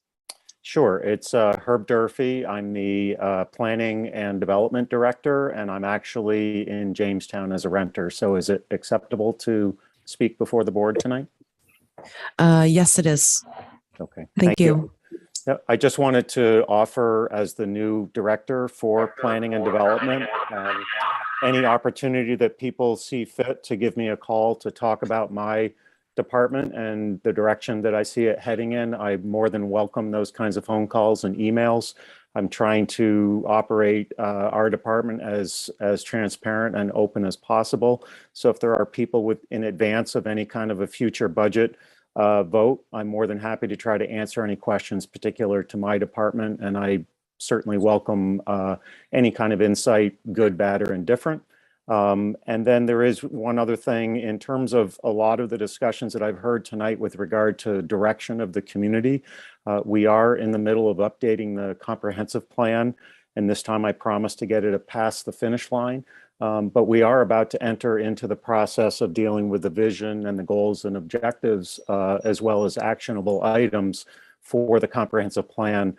And I think it's a great opportunity for folks to provide their insight beyond a budgeting process, but related to a budgeting process in terms of a direction that they'd like to see the town head in, both for staff and its internal operations, as well as an overall direction for the community in terms of its vision. As many of you are aware, we've been with an expired plan for almost 20 years, which is basically unconscionable for a planner like me. So I really would welcome the kind of insight that would, I think, help the council, the school board, and other folks in the community in understanding the budget and its process and overall direction in which the town wants to head, because that also can give direction during a budgeting process in terms of a justification or sort of a ratification of the community's vision. Thank you. Thank you, Mr. Durfee. Can we have the next resident, please? Mr. Nardolillo. Can you state your full name and your address, please? Anthony Nardolillo, 10 Colby Drive, Coventry, obviously. Mr. Durfee is actually my boss. I did not know he was going to be on in front of me. I was just wanted to make a point of reference for that Mr. Heavey spoke about back in 2012 and 2013 with the amount of people who showed up to vote. That was before the charter changed to the all-day referendum, and the people who weren't in town at that time, we would cram either into the gym or the auditorium, and it would be about 120 degrees, and that's why you had the low turnout then. And I still think the turnout obviously is low, considering now it's an all-day referendum, so people can't use the reason they didn't have time to get to the meeting to be able to vote at that night. One of the issues that I've seen through social media is there's just people out there for no reason besides other than I just want to vote no. They're not giving really a reason as to why they don't want the increase. They just don't want a tax increase. And that's one of the things that makes it hard for administration on both the school and the town, as well as the school committee and the town council. I don't think people are giving a lot of feedback as to issues they have besides they just want to vote no for really no reason besides they don't want their bill to go up, which nobody does. But we also live in this town and expect a certain level of service. And obviously it needs to go up at some points to maintain that service. And that's it. Thank you. Thank you, Mr. Nardolillo. I hope I pronounced that right. Can we please have Jeff? Can you please state your full name and your address? Yeah, Jeff Ward, 77 Colvintown Road. Please go ahead. So I guess my question has to do, I heard a lot of mention with the capital improvements in the school. And I guess I'm curious as to why those have been neglected for so long. That I understand now that we're allocating some of the funds, although I'd like to see more of it than $500,000, but I'm just curious of why those have been neglected for so long in the past budgets. It kind of goes, coincides with, a lot of people are wanting reasons why citizens are voting no. It's not just at some point the funds go up. It seems like the handful of years, the years I've been here, they go up every year. And I think a lot of us aren't seeing really any improvements that we want to see, specifically with the schools. I have kids in the high school and middle school. And, I hear complaints all the time about the conditions of the school. And I know the town is aware of it. I mean, y'all tried passing an $80 million budget beginning of the year. I'm just kind of curious, why now are we focusing on the capital improvements? Why hasn't it been done sooner? So, Mr. Ward, I think there's a lot of pieces to this question about the history here. What I can say is personally, and this is Jen Ludwig speaking. I don't know if you can see me. Personally, last year, when we were not fully out of the pandemic, we had a budget being put forward. We had just been level funded the year prior. To get an approved budget, when all the media outlets are touting Coventry to get $10 million, which was false. We do not have all the money. They failed to leave out certain parts that Mr. Marchant has mentioned, such as not giving us over $1 million in motor vehicle funding we had thought would be coming from the state. I believe there was a misperception last year on what we could get through, and I did want an approved budget. Personally, this year, I said early in the process, I would not personally be approving any budget to the voters that had no capital in it. So I think you're going to find that there's a different story on a per person basis, on a per council basis. There are a few facts that we do know that may be helpful. And I know Councillor Shockley and Mr. Levis had mentioned this earlier about the state mandate for the 3%. I always say it wrong. Can you please just refresh us, Councillor Shockley? On the minimum maintenance requirement. So Mr. Ward, getting the budget approved, as you can see, is a difficult item for the town of Coventry. And a few years ago, the schools were notified, and probably Mr. Levis could speak better, that they were going to slowly, the state was mandating they slowly ramp up what they were committing from their budget to maintenance. I believe since I've been on the council and even since I've been in town, the issue has been passing a budget. There's been 1 year where $200,000 was allocated to capital, and that got approved after the original budget, I believe, got rejected. But other than that, it's all our budgets go to the community, and we need people to approve. And any capital we put in our budget at this point is an increase to the budget. I don't know that that is the only reasoning behind it, but I do believe that that is why it hasn't been put in for multiple years, and why, like you, many people are glad to see it in the budget this year. The school has to get to 2.3 million this year. And the reason that we wanted it in the budget partially is because we are going to supplement it with some ARPA funds this year. We're hoping to increase the capital slightly next year in our budget, and once again, use the ARPA funds to offset. And after that, we need to be at a place where we are allocating within our town capital budget, the full 3%. I wish we'd done it before, as you do. I also have children in the middle school, but we're trying to start where we are.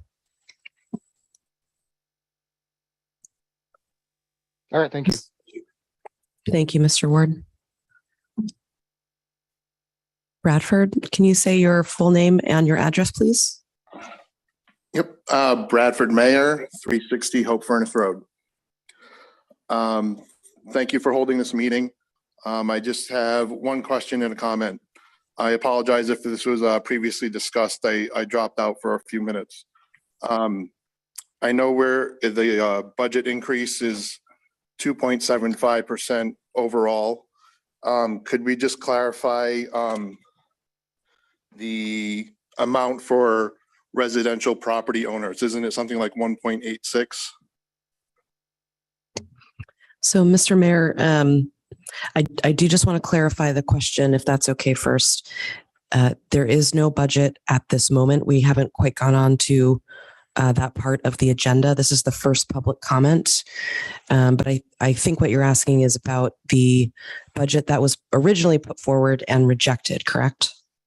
Correct. Yes. If it had passed, what would have been the actual increased residential property owners would have seen? Mr. Marchant?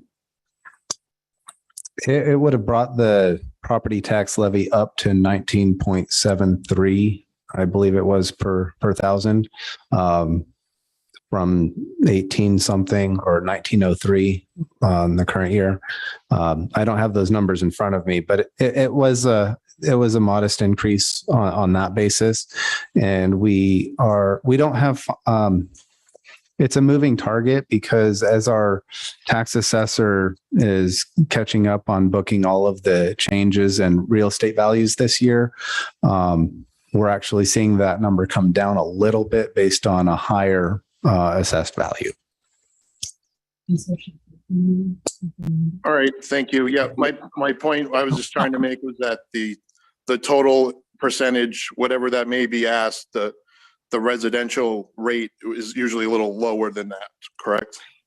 Mr. Mayor, just to give you the number, it would have been a 1.68% increase.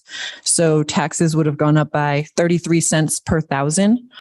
So for the average, the $250,000 assessment, residents would have seen an increase to their tax bill of $6.88 a month. For $350,000 assessment, the increase would have been $9.63. All right, thank you. And my last comment is, I know nothing's been decided yet, but I would be wary of putting forth a budget with the same amounts with different line item amounts and calling it a different budget. That's it. Thank you for your time. Thank you, Mr. Mayor. Do we have any last comments on Zoom? How about in the room? Are there any residents or anyone who would like to speak? Mr. Guthrie?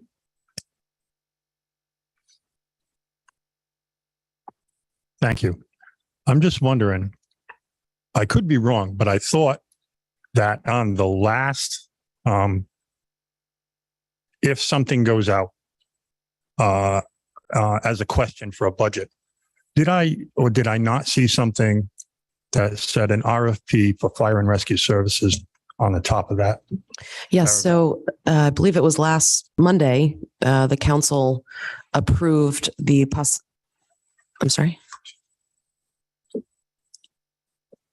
I believe the council approved the possibility of consultant services. So the first step would be getting an RFP out to the public and the consultants who might come in for a bid. There's been no money allocated for that. That was going to be my question. Correct. It has not been approved. The RFP itself has not been approved. The councilors approved to create an RFP to work with Mr. Marchant to get something out there, but there is no budget for that particular item. Okay. That was my question. Thank you. Any other questions or comments? Chair Patno, can you close your meeting? Yes, thank you. I'd like a motion to adjourn. I have 7:47. Chair, I make a motion to adjourn at 7:47 p.m. Second. All in favor? Aye. Chair votes aye. Motion passes 5-0. Thank you again for having us at this meeting today.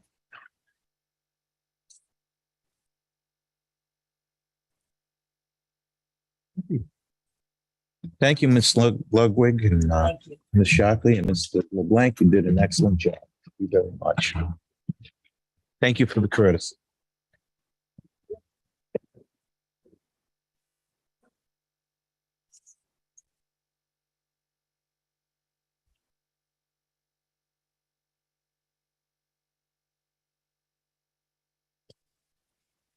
At this part of the meeting, we are going to move on to section D, consent agenda or discussion or action.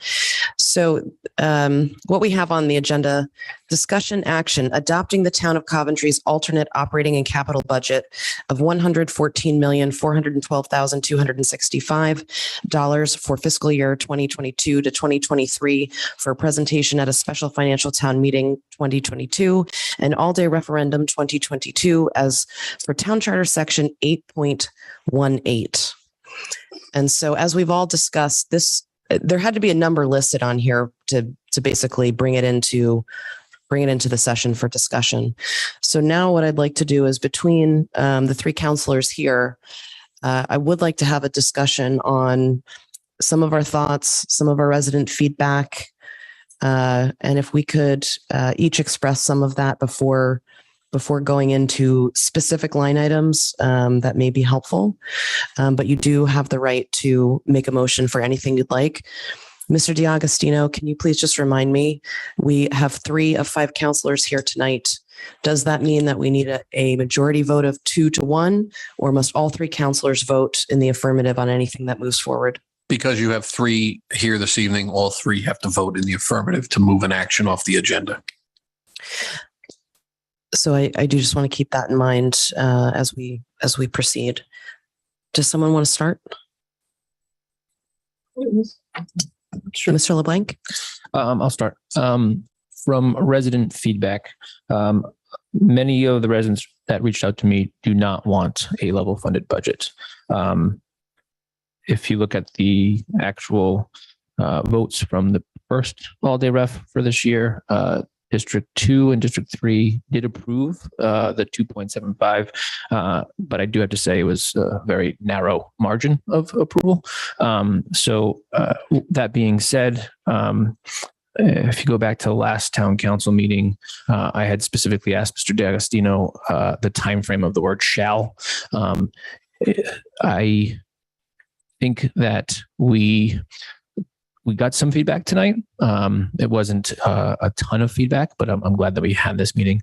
I do not want to rush into a second vote, because I think it's extremely important. If this second vote fails, I do not want a third vote.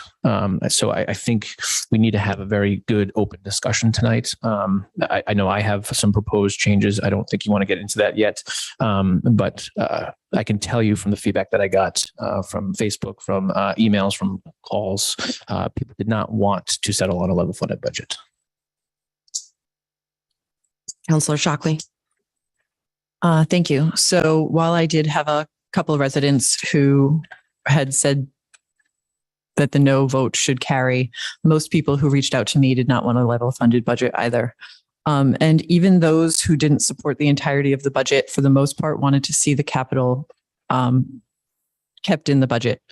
I almost don't know of anyone who specifically stated they did not want that. I do have people who reached out about new positions, and I hope some of tonight's discussion helped them understand that some were already budgeted for, and why we approved the positions because of the work that needs to be done. That being said, I think year over year salary increases do need to be looked at within this budget. And I will say that for the most part, no one who voted no is looking to lose any services. I had no one who reached out to speak to me about saying no, and most of that was through either email or Facebook, but I did have a phone call, and when asked what they would like to lose as services, or what they would be willing to lose as services, to be more to the point, nobody had a suggestion there. I think people do understand why the budget is going up, but as I said, I had done a Facebook Live, and as I mentioned, if anyone else asked me if I wanted my bill for that particular item to go up, my first instinct would be to say no as well. But people do want their town services, and the same as Mr. LeBlanc, most people did want to see a new budget go forth, and a lot more feedback, a lot more outreach from our town council, our school committee, our town in general, on what the budget was going to be and when the budget was going to be. Thank you. So I had much of the same feedback. There are a couple things I wanted to point out. Specifically, I asked, okay, if we don't put another budget forward, do you understand that this creates a cash flow problem for the town and the school? And most people did not know that, hence my reason for asking that earlier. So for example, in $100 million budget, to operate only within that 1/12 of the budget, when your insurance payments are quarterly, when your beginning of year school costs are likely higher than, for example, a little bit down the road, but your overall budget stays the same, the town and the school are not like private citizens who have a checking and savings account or credit card. They would only be able to operate within that 1 month. So that was an item that people did not understand. So thank you for going over that earlier. When I asked what they would be willing to give up, I actually did get a few examples. I had a resident in Hunter's Crossing who said that they had lots of ideas, such as don't turn the air conditioning on until it hits 85 degrees. And while I assume they meant at town hall or the schools or wherever. And I thought that was interesting because this person doesn't work here. So they were willing to ask others to give up items, in my opinion, but not themselves. And so that's where my problem lies, because when we ask what to cut, there is no feedback where someone is willing to give up a service for the cost that it needs. But they are willing to make cuts in other areas that affect other persons. Mr. LeBlanc is correct. In District 2, the referendum slightly passed just by District 2 voters. So I am in favor of putting forward another referendum from that perspective. I did get positive feedback on the capital itself on putting it in. But in general, people did mention that they're having a difficult time with the cost of everything going up. And so to Mr. Mayor's comment earlier, I agree. I personally feel putting forward the exact same budget doesn't feel right. To not acknowledge that costs are up and that a no vote or a rejected vote happened, that doesn't feel right to me. I feel like it does deserve acknowledgement. And so there are some areas that I'd like to discuss in our kind of next portion here. In this review, in my personal opinion, this is not a sprint. This is a marathon with the town. And so to right size everything 1 year after COVID, maybe was too ambitious for the budget that we put forward. I do feel strongly that the budget we put forward is the right budget for the town, but not if residents come out and vote no. And so there are a couple areas I'd like to talk about as we move into the next portion. While capital was a positive item that people talked about, I do want to at least consider possibly reducing that very slightly, just to show that we know that times are difficult. In the contingency line items, I would like to review that with this audience. Contingency is meant for emergencies. And while increasing that would be helpful, we also have to make some hard decisions. If people want to see where cuts can be made throughout the year, if we don't have the contingency, we have to say no to items. I would be open to discussing a slight decrease on that line item. As Mr. Guthrie mentioned before, and as I mentioned at the public session a week ago, we can go out for a fire department study and an RFP, but we have no money to pay for it. So I do want to suggest that we include an approximate $50,000 for the fire study that would provide immense data and expertise on possible recommendations for the future of this town.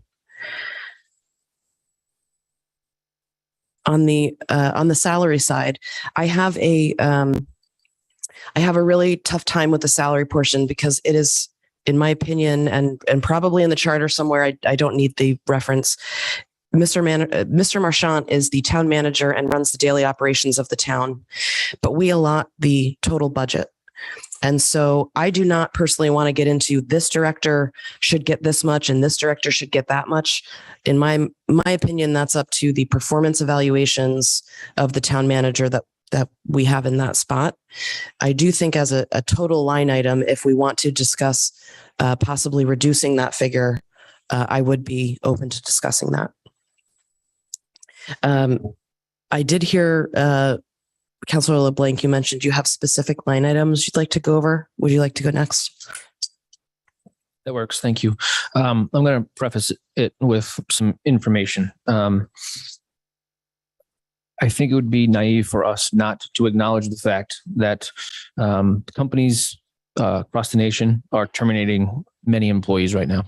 Coinbase, 1,100 employees, 18% of its workforce. Peloton, 2,800 employees. Carvana, 2,500 employees. Redfin, 6% of its total staff. Tesla, 10% of its staff. There's hiring freezes going on. There's executives and senior management not taking any salaries for the rest of the year. So I want to preface it with what's currently going on in the economy. So let me go into some of my suggested proposed changes. I'll start with the contingency fund. Let me start with the salaries. The first one would be Department 210, Town Manager.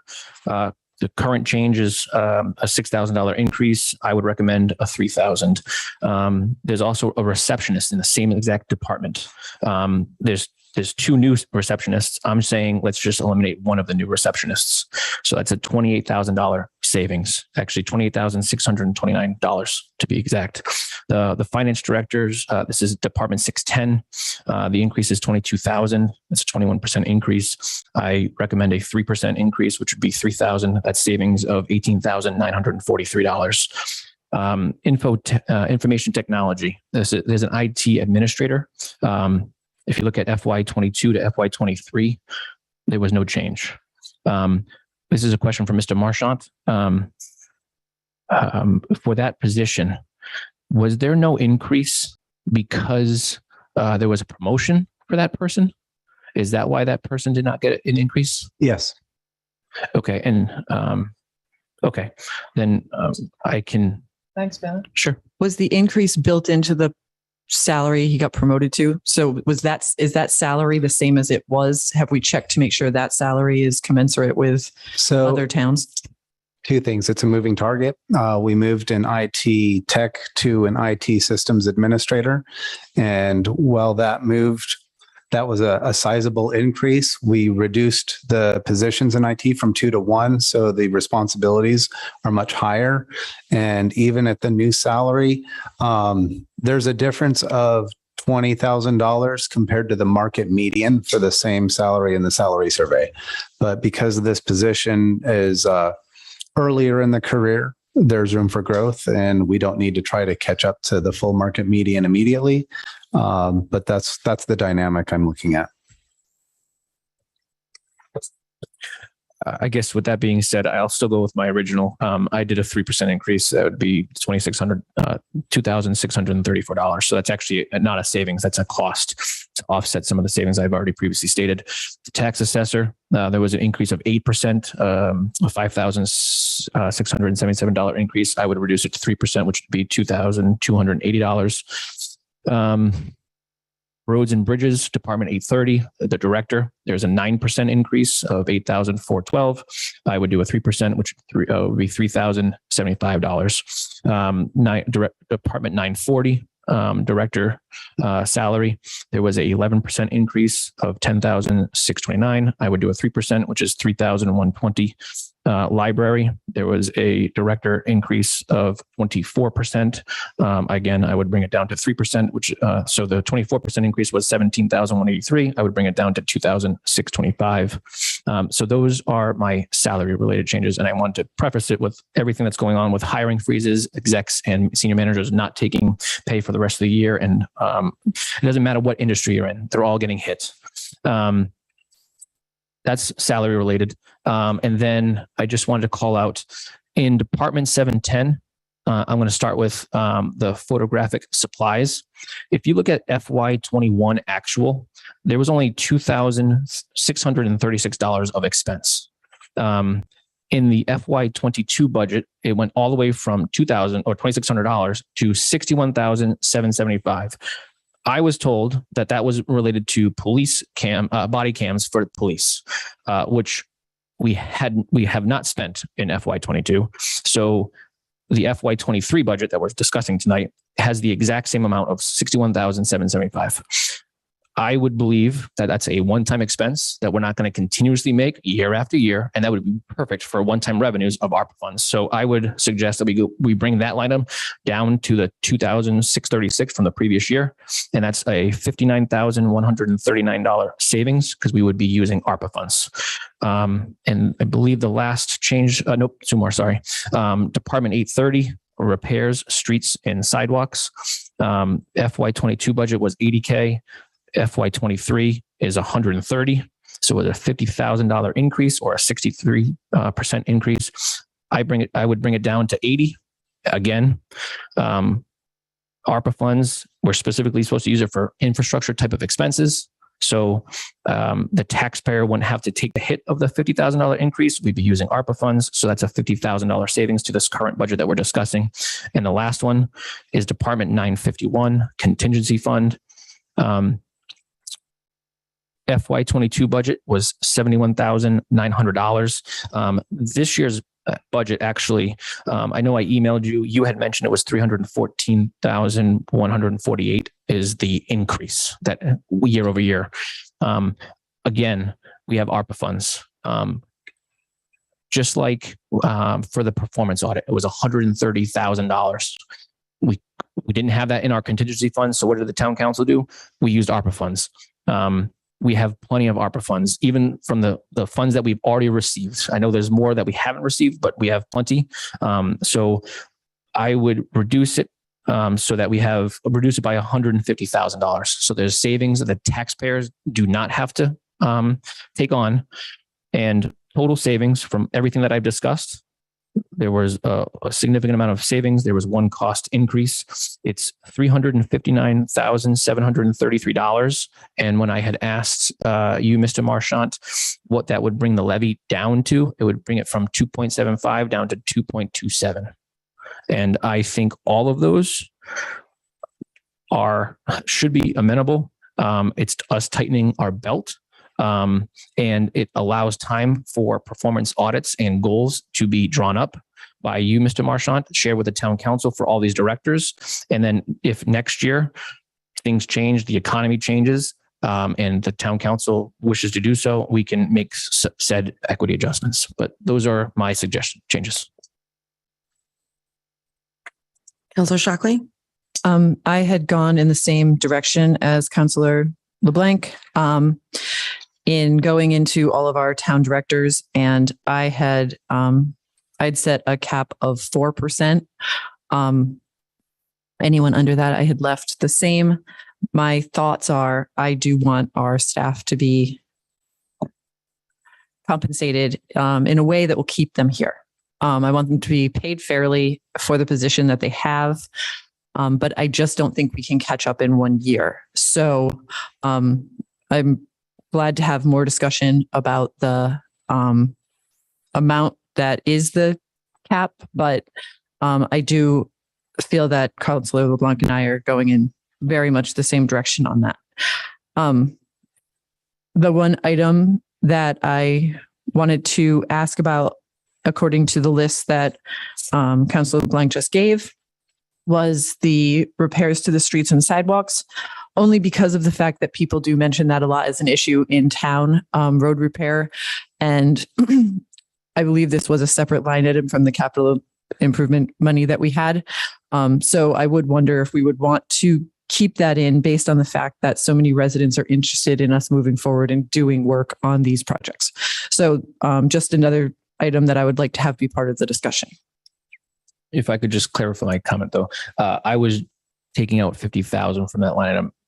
I'm not saying that this town doesn't need it. This town needs tenfold that number. I was just saying that we would use ARPA funds and we would be able to reduce the ask to the taxpayers this year for that amount. That's all. Nope, I understand. I just, I'm happy to use ARPA funds. I just want to make sure that we don't use ARPA funds so much that suddenly we don't have ARPA funds. And they haven't actually done anything that we've gotten to say, that's what we spent our ARPA funds on. I'd like there to be something that I would like to use them as much as possible to offset expenses. But I guess I would wonder if residents, I believe there's a second public comment. I would wonder how residents feel about that. If you want us to just slowly but surely use our ARPA funds on little projects and taking care of costs that we already have budgeted for, or if there's something you'd like to actually see this money go toward. So I do wonder that on a resident level, because I really do think that that's one part of our budget that is up to everyone. I actually have a question that I'd like to get more information for us on. So Mr. Marchant, if we want to figure out a way to possibly include the fire RFP cost of approximately $50,000, what are some ways that we could consider that? It sounds like ARPA funding might be one. I'm not sure how you would build that into a budget on a one-time cost. What other options would there be? Legal fees? I don't know what we would put a line item as. We just wouldn't put it in the budget to use ARPA funds because ARPA funds are not part of the budget, right? It's outside of the budget scope. So if you wanted it in the budget, we would reduce the contingency allocation by that amount and have 50,000 less in contingency. That would be the simplest way and most direct way. Okay. Thank you for clarifying. So,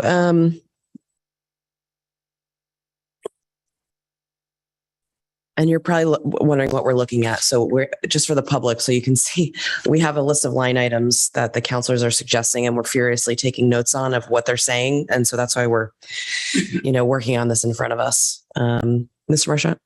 If I can interject, what I heard several members of the public comment tonight that there needs to be more communication in the budget. A lot of people suggested mailing out flyers, and we don't have anything budgeted to do budget communications. And a mailer is $15,000. The referendum itself is $5,000. So I'd suggest even adding an allocation for budget communications and materials of $20,000 to $25,000 if that's something that you want to fund and have happen every year. We can continue doing it just without budgeting for it, but June is the end of the fiscal year. And if we have the funds in surplus, great, we can find it in the budget. But if we don't, there's nothing to pay for it. And it sounds like there's an expectation that the town should. Thank you. Thank you. So from my side,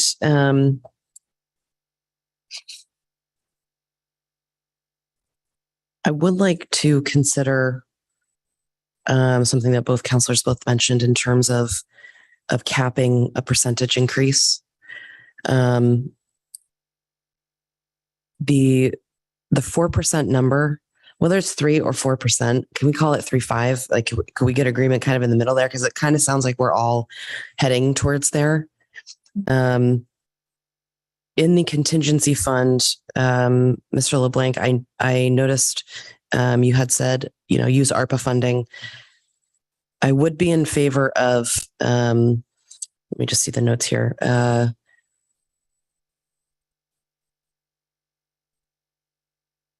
Of reducing that by maybe not quite as much, because I do feel like when people, when things break along the way and people expect us to be able to either get rental services or things like that, building some of that into a budget where we have clearly seen that 70,000 is not sufficient year over year.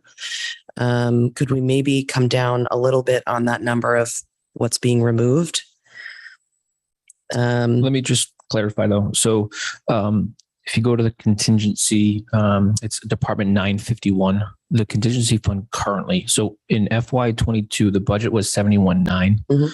And the current budget that we have before us tonight has $386,048. Mm-hmm. So if I was suggesting a $150,000 decrease, which would bring that number down to 236,000. So we are a multiple of what we had in FY22 budget, even with the 150K. Okay. Can you go back one piece? Sure. I'm reading from left to right. So I'm not looking at the dollar change. So the FY23 budget column on the sheet that you have, it says 314, but that was a miscommunication between the email that I had gotten from Mr. Marchant. That 314 was the current year increase in that amount, not the budgeted amount. Okay. So if you go to Department 951, you're going to see a $386,048. Okay. So 314 plus the 71.9 from last year gets you there. Get you there. So the proposal on the rejected budget was 382. You're suggesting 386. I'm sorry. Sorry, 386. 386. Yep. And the proposal is a reduction of the, okay. 150. It still gives us a quarter of That's like $1 the million. exact dollar amount I'm saying, like take the 50 Exactly. out. Okay. Okay. All right. Those numbers as well, because Yes. these numbers don't. Yeah. Okay. I think, It's just that one number. yes. Okay. It's just that one number. I because understand it that was now. The email Thank that I you. got from Mr. Marshall. I would be in favor of using ARPA funds for the one-time fire expenditure cost. I'd like to know the other counselors' thoughts on that before we don't talk about that at all and not get in the budget and not do anything. Because if there's not an appetite for that from my two colleagues to the right, then we have no way to pay for that. It's a need. So I 100%, just like the performance audit was paid for by ARPA, it's very similar. I 100% agree that it should come from ARPA funds. And the only thing I'd want to discuss is if perhaps it should come from the allocation that we're already thinking of providing to the fire departments. But from ARPA funds either way. Okay, thank you. Mm-hmm. And then Councillor Shockley, to your point about streets and sidewalks, this is a tough one because I get a bunch of calls up about streets and sidewalks as well. I'd like to complain about the one right in front of 12 Kingswood Drive. Okay. So can you just talk, Mr. Marchant, what does the $80,000 today go towards? Is that all pothole repair, et cetera? Exactly what does that go to today? Yes, this is our operating part of the budget. So it's the day-to-day calls to go fill a pothole, replace cracked sidewalks or broken sidewalks. It's just every little patch repair around town. So you're not going to see a whole new sidewalk for the length of a block. You're not going to see a whole new road section. These are just maintenance, keep up with the failing roads that we have as best we can. So that's why it's part of the operating budget. It's to replace these funds with ARPA funds is building yourself a deficit into the next year's allocation to maintain streets and sidewalks on the operating basis, because one-time revenues for year-over-year expenditures are not going to be replaced except with a tax increase. So while you'd save on the tax increase this year, you'd be doubling down on your tax increase next year to maintain the same level of service. Just a comment on that.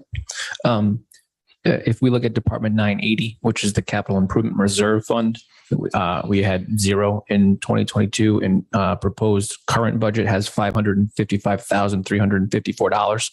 I think I had already asked this in previous meetings if we had specific projects related to that 555,000, and I think the answer was no, we don't. So technically speaking, if we had a sidewalk project in various different neighborhoods, we could potentially use some of that 555,000, correct? Yes. Okay, thank you. So it sounds like the number we're still kind of around is the 359,733.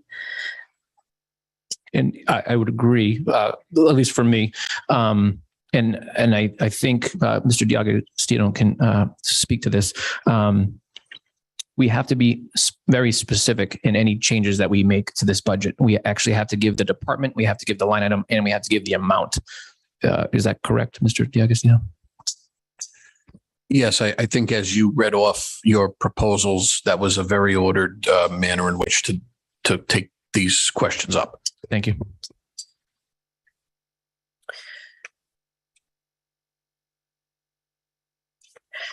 Mr. Marchant, to your point about the sidewalk and street repair. So this is another tough one because we do have ARPA funds.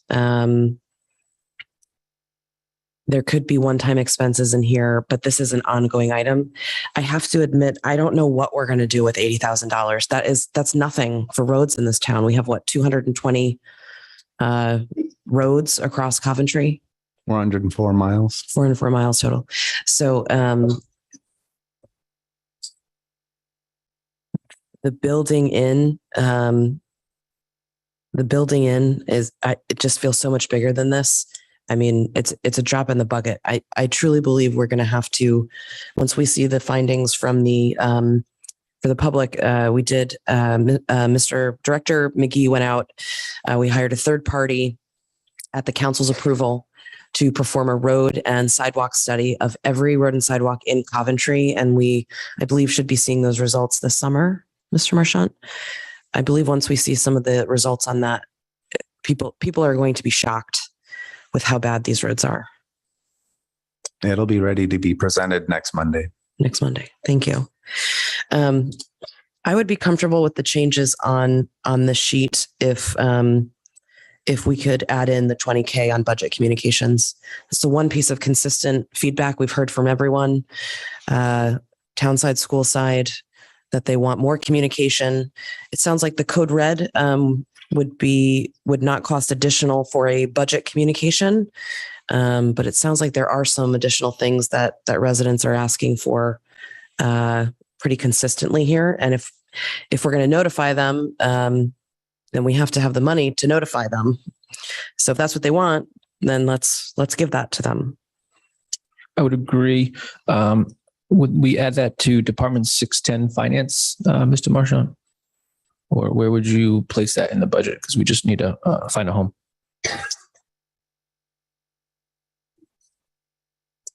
Department 210. Town manager. Okay. And then as an alternate comment, we've been focusing very closely here on the municipal side. We have not talked about the school side at all.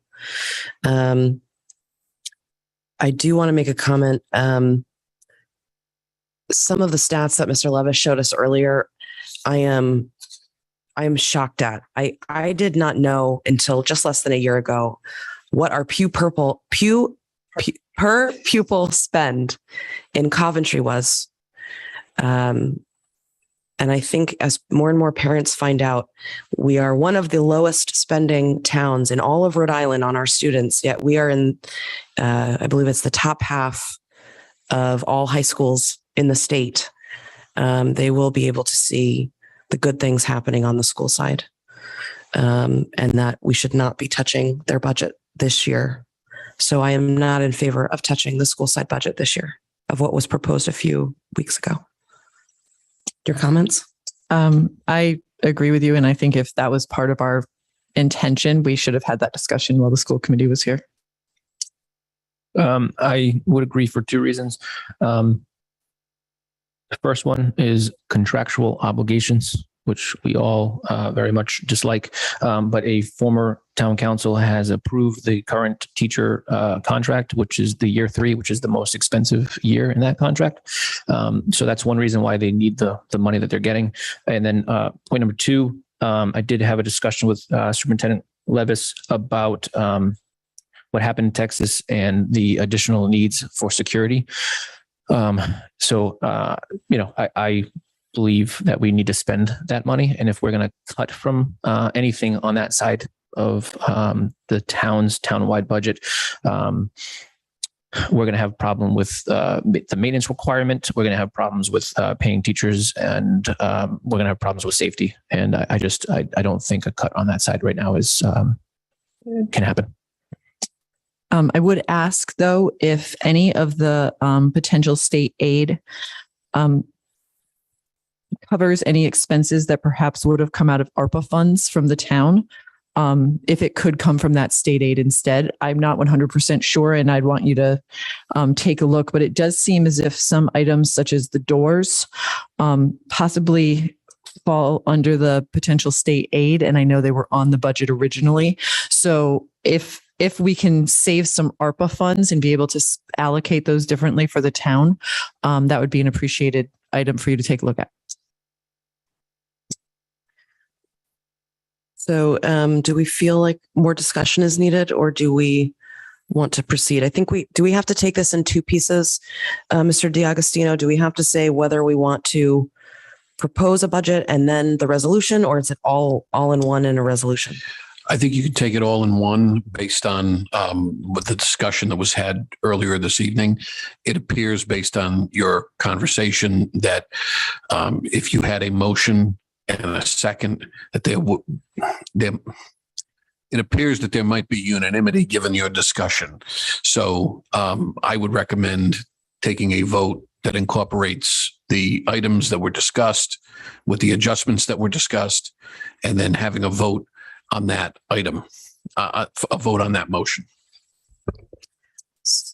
Yeah. The only hesitation that I have currently is, I think, Councilmember Shockley had said 4%. I had said 3%. And then, Ms. Ludwig had said 3.5%. I don't have that calc, readily available. I mean, I could quickly do it. But this is a very important vote. So I just wanted to call that out. Yes, if we used a 3.5% cap, would that do, or do we need an actual dollar amount to be? I'm feeling we need the dollar amount. I think you should have the dollar amount as well, because that's how the discussion had been relative to your proposals. So if we could have like a 5-10 minute break, I could do the calc. And the new calc would have to include the addition. $20,000. Right. Yep, I got it. So I'd like to suggest a recess for 5 minutes and then come back with that information. Do I need anything other than that, Mr. D'Agostino? Oh, that's sufficient. All right, thank you. We'll return in 5 minutes. Thank you.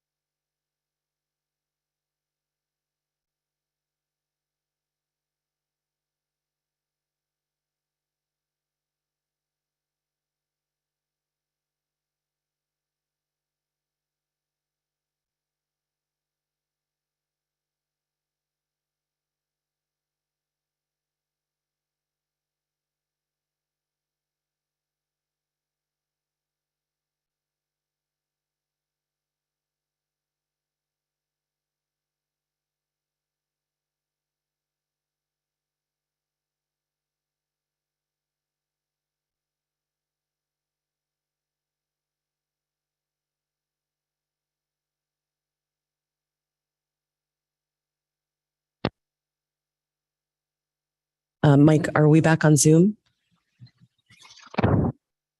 Thank you. The council has recessed for a few minutes to get the numbers together. You can probably see where this is headed. And as such, we would like to possibly open public comment for one additional time before we make a vote. Now that you've had some of the feedback from your counselors, may I take a motion to open an additional public comment now? I'll make a motion. I'll second. All those in favor? Aye. Aye. Sorry, Joanne. Can you please take the vote for later on, though? Thank you. All right. I would like to open one last public comment before we do the vote. Would anyone in the audience like to come up and say anything for consideration by the council before the vote? Mr. Guthrie? Thanks, but some of the things I'm going to say you're probably not going to like. I'm looking at the two new positions and where they're coming from. Are they coming from within, or are they going to be hired from outside, say, through a search, like ICMA search? Is that which positions are you referencing? Are like the town town assistant manager and the assistant to the finance director? So, Mr. Marchant, can you go over the background of those again? Sure. I conducted a search myself internally with town resources, and we got a dozen or more applicants, and we interviewed the top three of them. Were great, and we hired one is a woman who will be starting next Monday. She was previously a town manager in Cape Cod, and she'll be moving here from Massachusetts. The other one I was able to hire as our director of planning and development because of his urban studies and professional planning background. He was also previously a town manager in Vermont, and he moved to Rhode Island a year ago. He's living in Jamestown. And so those were those two positions.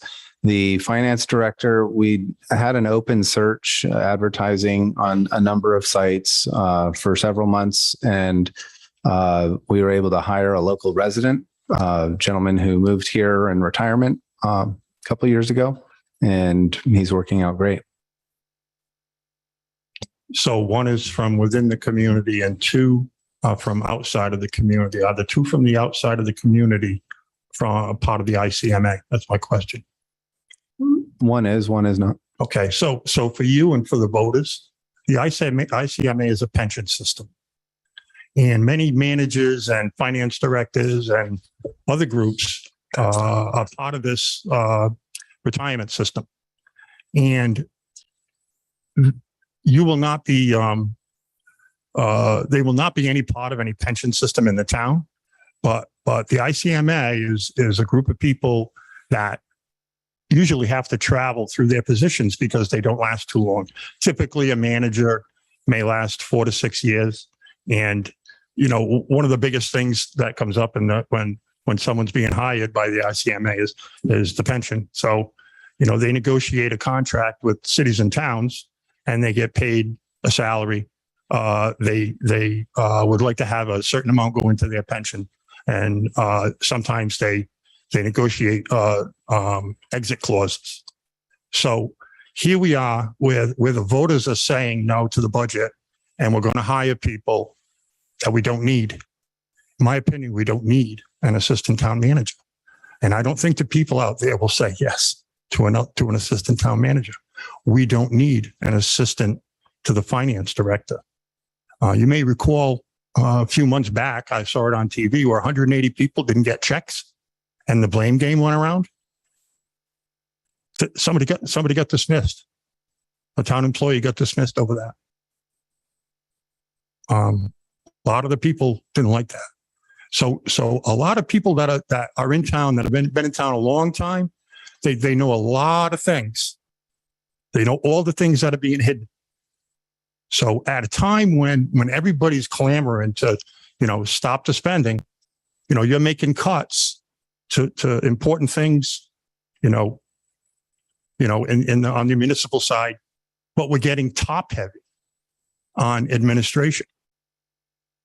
I just don't think it's wise to add two positions that could be in the hundreds of thousands of dollars. I don't know what the budget will be for.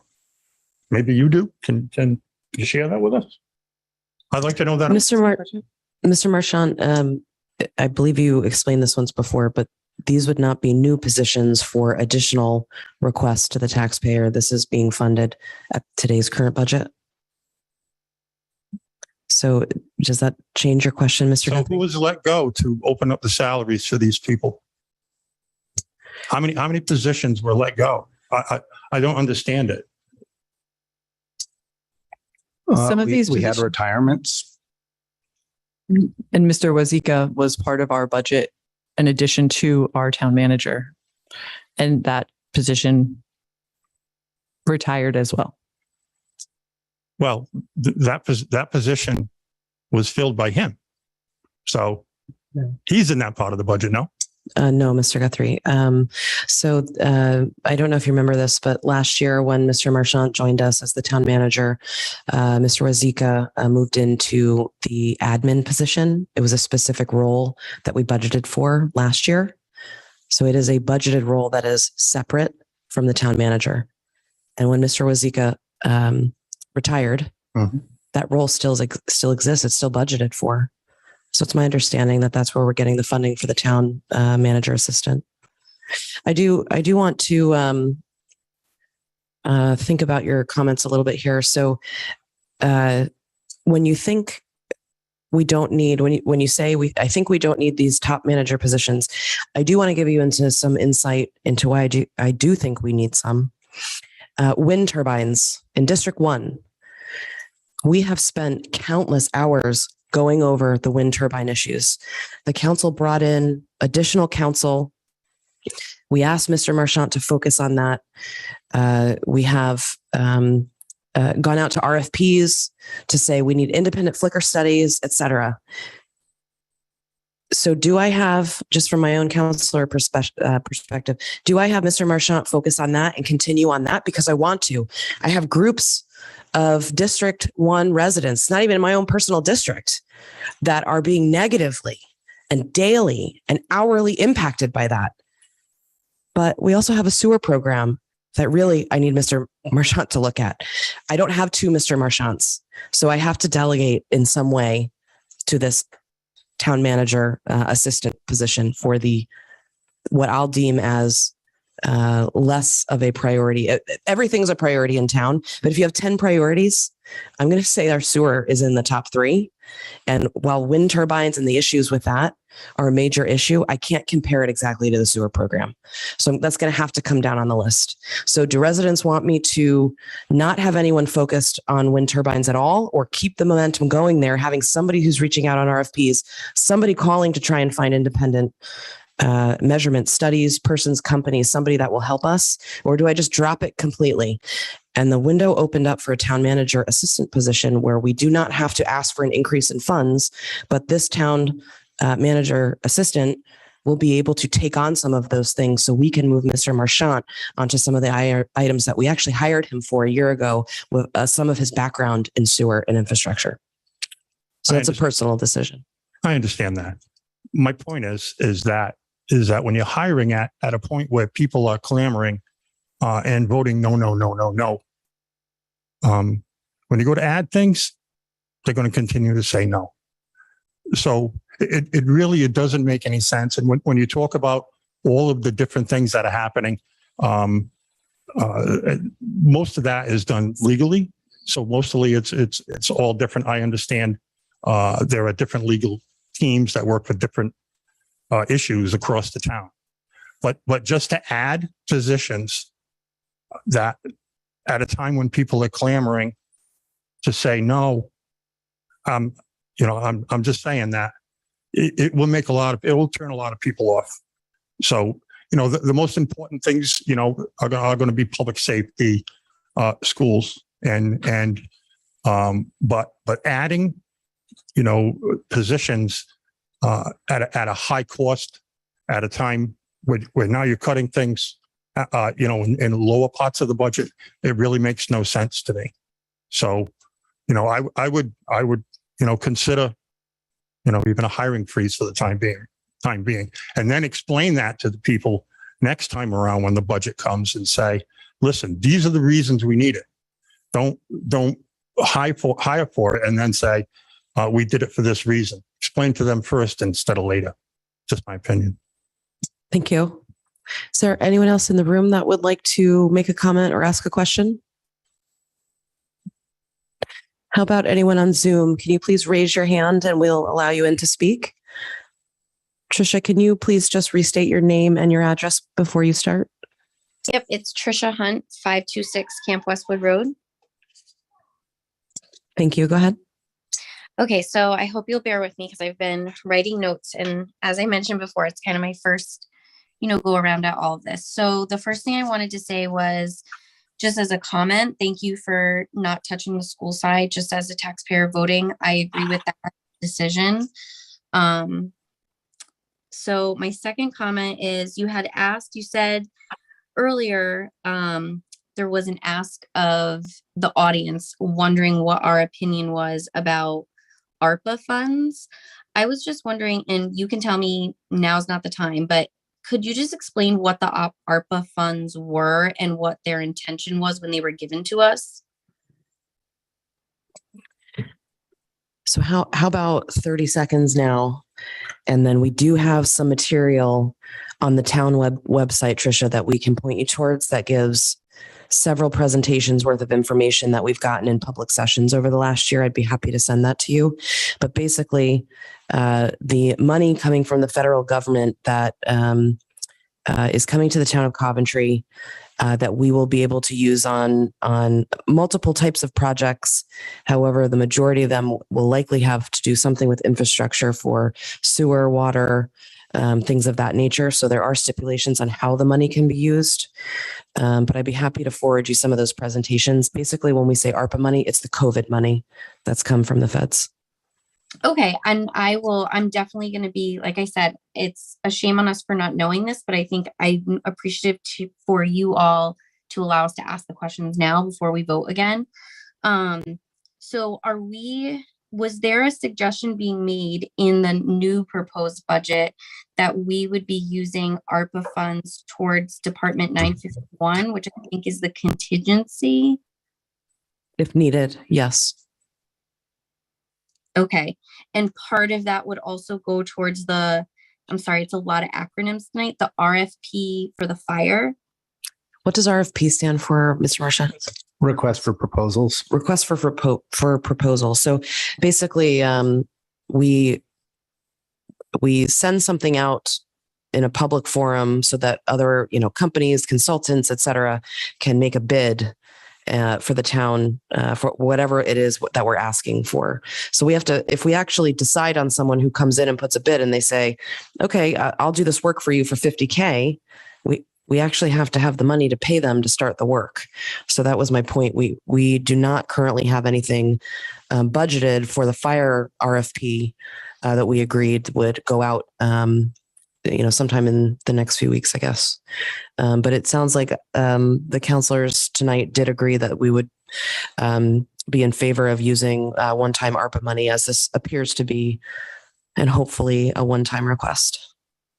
Right. So that's what I just wanted to also as a follow-up. So when we say that we're going to spend this ARPA money, it sounds like, and I thank you, it sounds like you're all being really careful to make sure that we're using it towards things that will truly just be one-time expenses versus us. I think the phrase was like double down later if it's a part of what should just be part of our budget. So my question is, if we're using are we suggesting that we'd be using ARPA money towards our contingency money, but that money? We're suggesting that the contingency budget remain the same as it was last year, basically, and not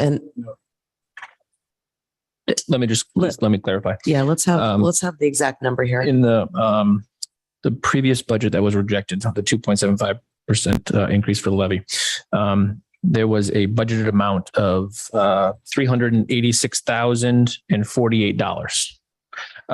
I had made the recommendation tonight to cut that by $150,000. So we're still left with very close to $250,000. So in the previous budget, the FY22, there was only $71,900. So there is definitely an increase. I'm sorry, when I was saying previous, technically meant a year ago.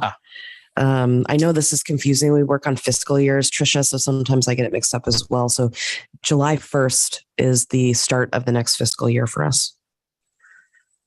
Any other questions? So, yeah, so we're saying that we had previously budgeted 71.9, and that in the new budget, we'd be budgeting 236, but that we're going to use ARPA funds to make up the difference. So the idea would be that if we had a bunch of disasters and we ran out of the 236,000 in contingency, we'd have to make up any additional unexpected costs from ARPA funds.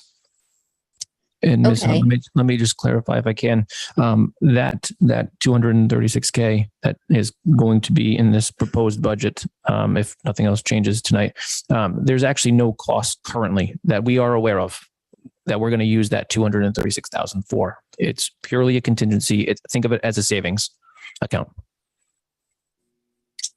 Okay. All right. Thank you. I feel like that helped. I agreed with just my third, like more of a comment, not a question, is just that I did agree with most of the suggestions that I think it's Mr. LeBlanc had made, and that everyone kind of seconded. There was like a little bit of discrepancy, but I liked the idea of the 3.5 or close to. And yeah, I was nervous with another comment about potentially having a hiring freeze. I think that would further affect our own economy. So I don't think that that's just another side comment, but thank you very much. And I, just thank you very much for all your hard work. Thank you, Tricia.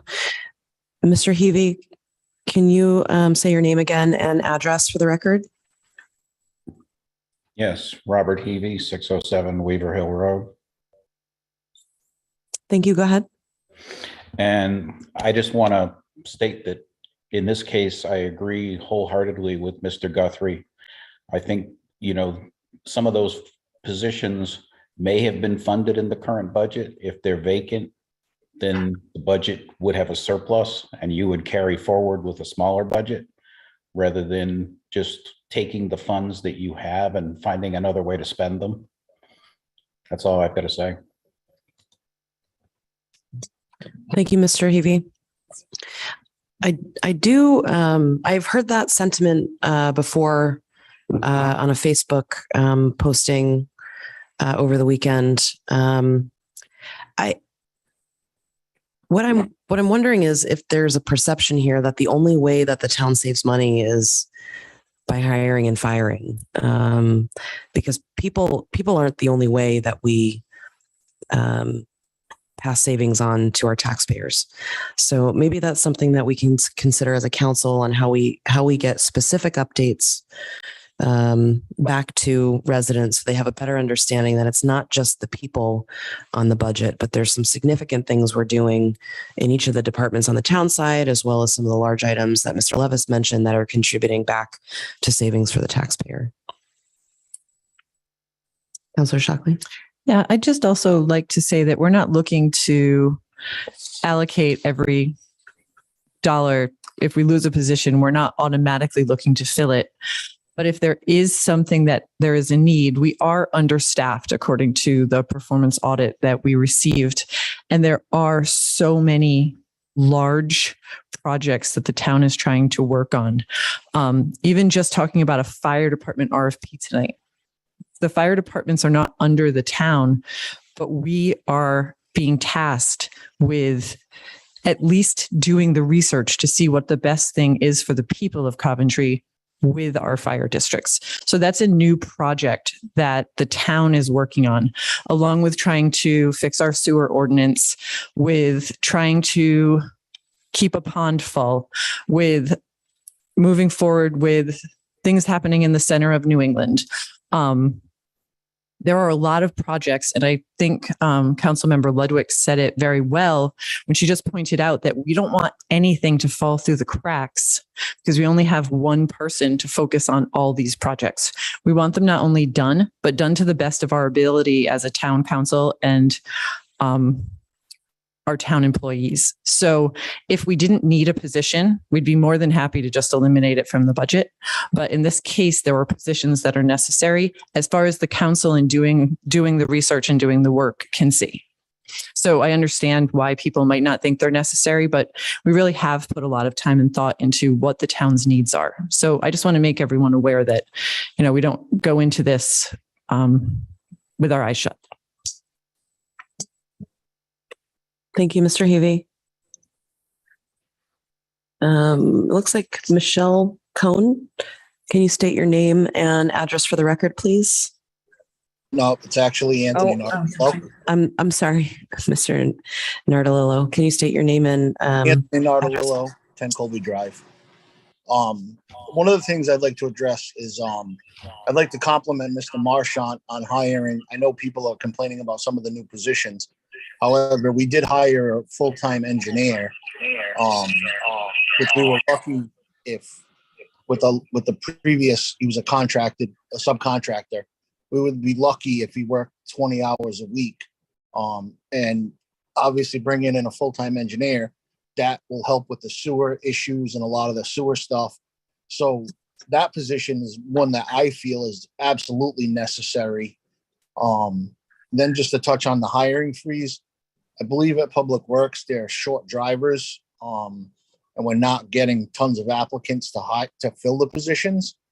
So obviously, if you put a hiring freeze and we don't hire drivers, when it comes time to plow snow and everything else, there won't be anybody to do the jobs. And like I said, as it is, I don't think applications are flying in for those positions currently. Mr. Marchant would be better, obviously, to advise on that. But like I said, the engineer, I think, was a huge addition for the town because they can tackle some of the sewer issues that we're having, which is the biggest issue in town currently. And then they can obviously do the other stuff that they do as far as assisting with the building department and the planning department and so forth. And that's all I had to add. Thank you. Michelle, can you please give your full name and address?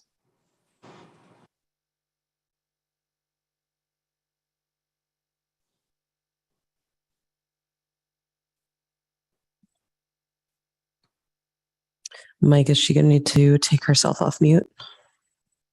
I'm sorry. I've been speaking and you couldn't even hear me. We can hear you now, Michelle. Okay. My name is Michelle Cohen, 2 Driftwood Drive. And I just wanted to call and reiterate how thankful I am as a taxpayer for all the hard work that you guys have done as a committee and the school committee members working together. I know in the past, I've lived here for over 17 years. And in the past, there has been some, hidden agendas and whatnot going on. But I think that you have been very transparent and very informative. You've been open and not just speaking to you directly, but the whole council member committee with meeting and wanting to talk and discuss so that it's not just a blanket no from people on Facebook, that you are willing to take suggestions and also relook at every single line item to what would be best for our town. So I just appreciate everything that you guys have done because I know that this is not easy. You're never going to make everyone happy, but I appreciate everything that you have been doing. Thank you. Meeting adjourned. All right, I'm gonna close public comment now. I don't see any other hands or people stepping forward. Do we need a motion to close public comment? No, we just close it, right? You don't have to. I'm new at Closing the this. All right, so we're gonna move on. So I'm just gonna get the information here. So I believe before we adjourned earlier, we were going to look at accepting a motion. Councillor Blank, you have those numbers. I do. I just want to call out, we have discussed the changes for each line item. The only thing we haven't discussed, and I think it's an extremely important resolution, is the resolution itself that talks about the 32.3 million that currently is listed, the 50 million for the school, which obviously we're not going to touch. I would just like legal counsel to review said resolution changes, because if it's wrong and we vote on this, which I don't think it's wrong, but I just wanted to, since Ms. Mills is not here tonight, at least legal counsel to review it, because I know we have to talk about the changes and what they're going to be, but we also have to read the resolution if we are actually going to approve a budget tonight. And one thing we haven't talked about as a council that I just want to throw out, there's 2 missing town council people. This is an extremely important vote. I go back to my comment about rushing through to, and I'm not saying that's what we're doing, because clearly we have spent months on end trying to do just the 2.75. I get that, but they're not here tonight. And I want to give at least some consideration to that. That's 2 districts in this town that we technically are not hearing from those council members. I know I would love their insight before we pass a second budget for this town. I do agree with all the changes that we've made tonight. I'm just throwing that out there for discussion.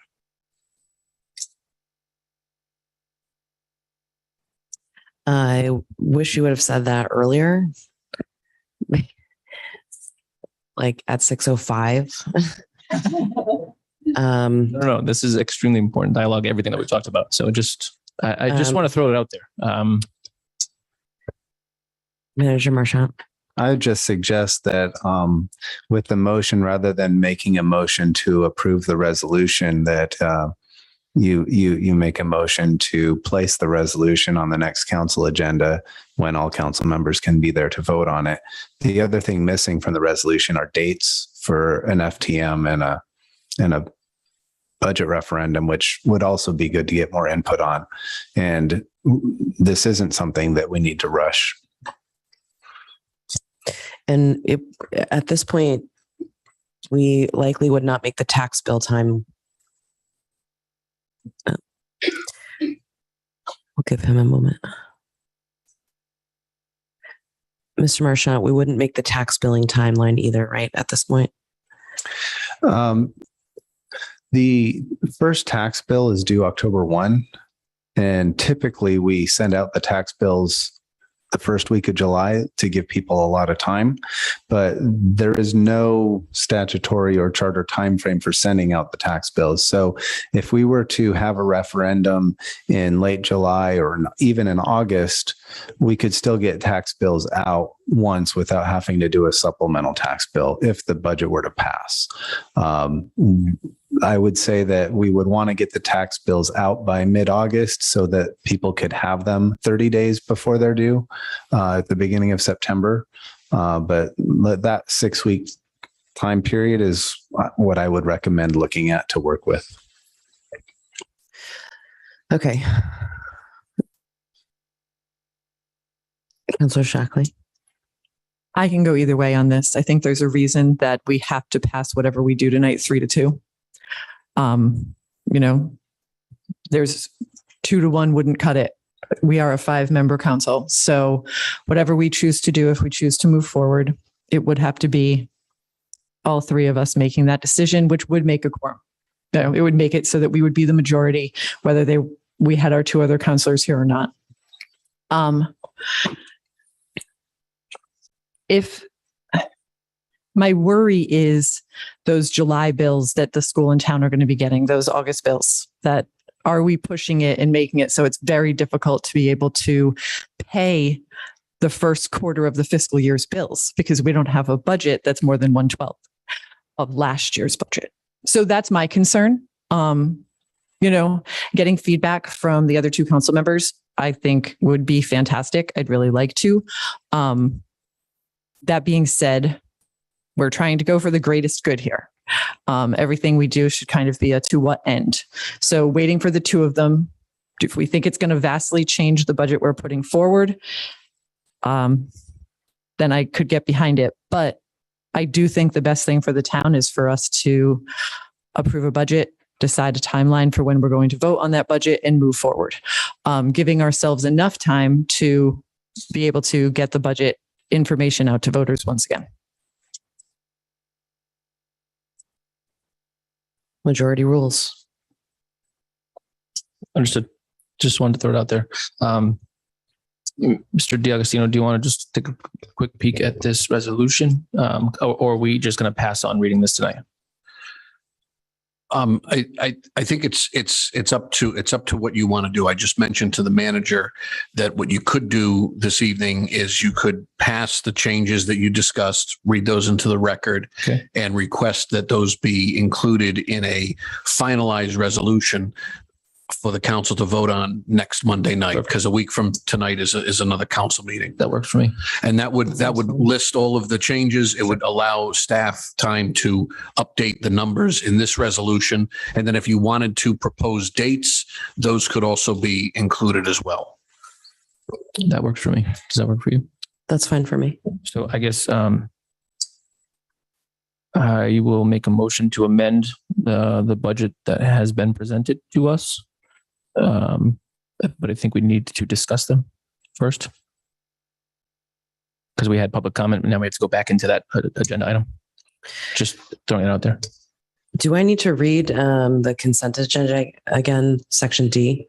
No, I think if there's a motion and a second, then the council can have a discussion on that motion. I'll make a motion with all these changes. I make a motion to make the following changes to the proposed budget. To Department 210, Town Manager, line item is Town Manager salaries. Currently, there's a change of $6,000. The new change would be $5,250. Department 210, Town Manager, Receptionist, one of two. We are eliminating one of the positions. That's a savings of $28,629. So essentially, that line item is going to zero. Department 610, Finance Director salary. Currently, the increase is $22,032. We are changing it to $3,603.88. Information Technology, Department 225, IT Administrator salary. Currently, there is zero change. We are increasing that. This is the only increase that we have other than the advertising. That cost would be $3,072.55. The Department 620, Tax Assessor. Currently, there is a change of $5,677. We are changing it to hang on one second. I'm sorry. $2,461.31. Next line item is Department 710, Police Repairs and Maintenance Computers. There was an increase of $21,855. We're going to pay for that by ARPA based off of the discussion. That's a savings of $21,855. Department 710, Police Photographic Supplies. The 2021 actual was $2,636.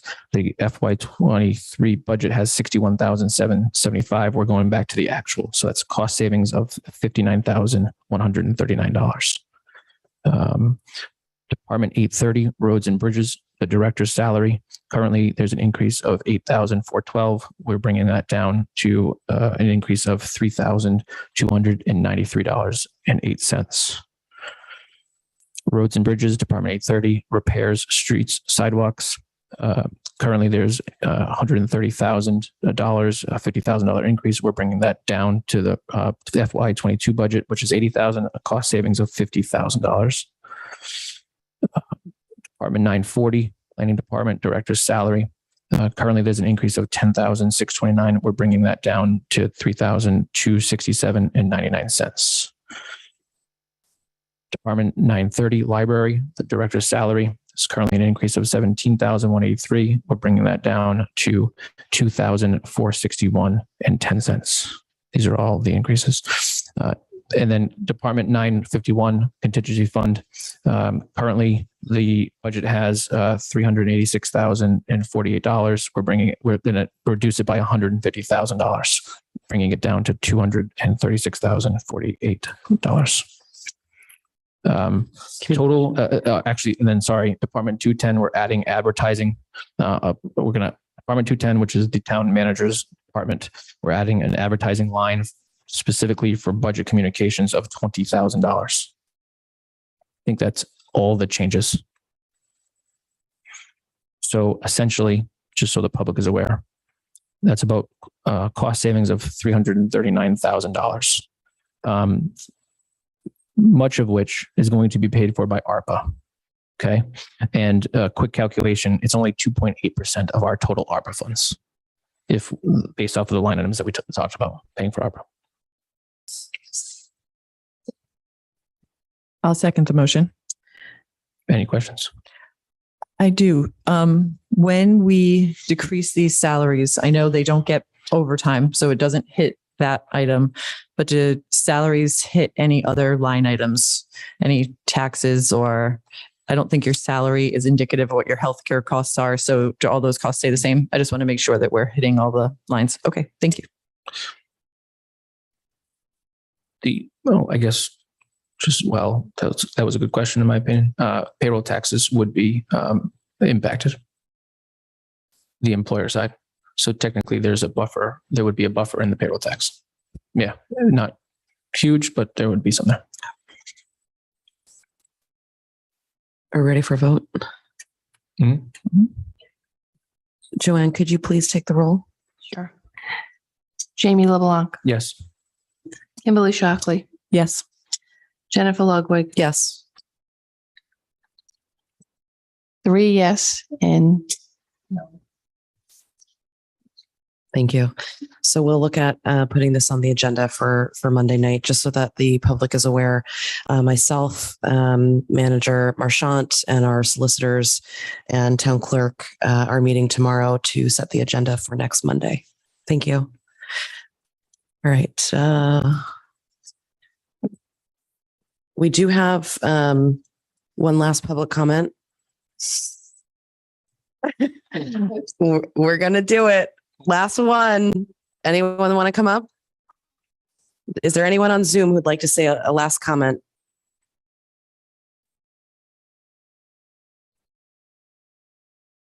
We can 5, 4, 3, 2. I don't see anyone, so I'm going to suggest that we adjourn. May I have a motion to adjourn at 9:14. I'll make a motion. I'll second that. Joanne, can you take the roll, please? Jamie LeBlanc, Yes. Kimberly Shockley, Yes. Jennifer Ludwig. Yes. Thank you. The meeting is adjourned. Thank you.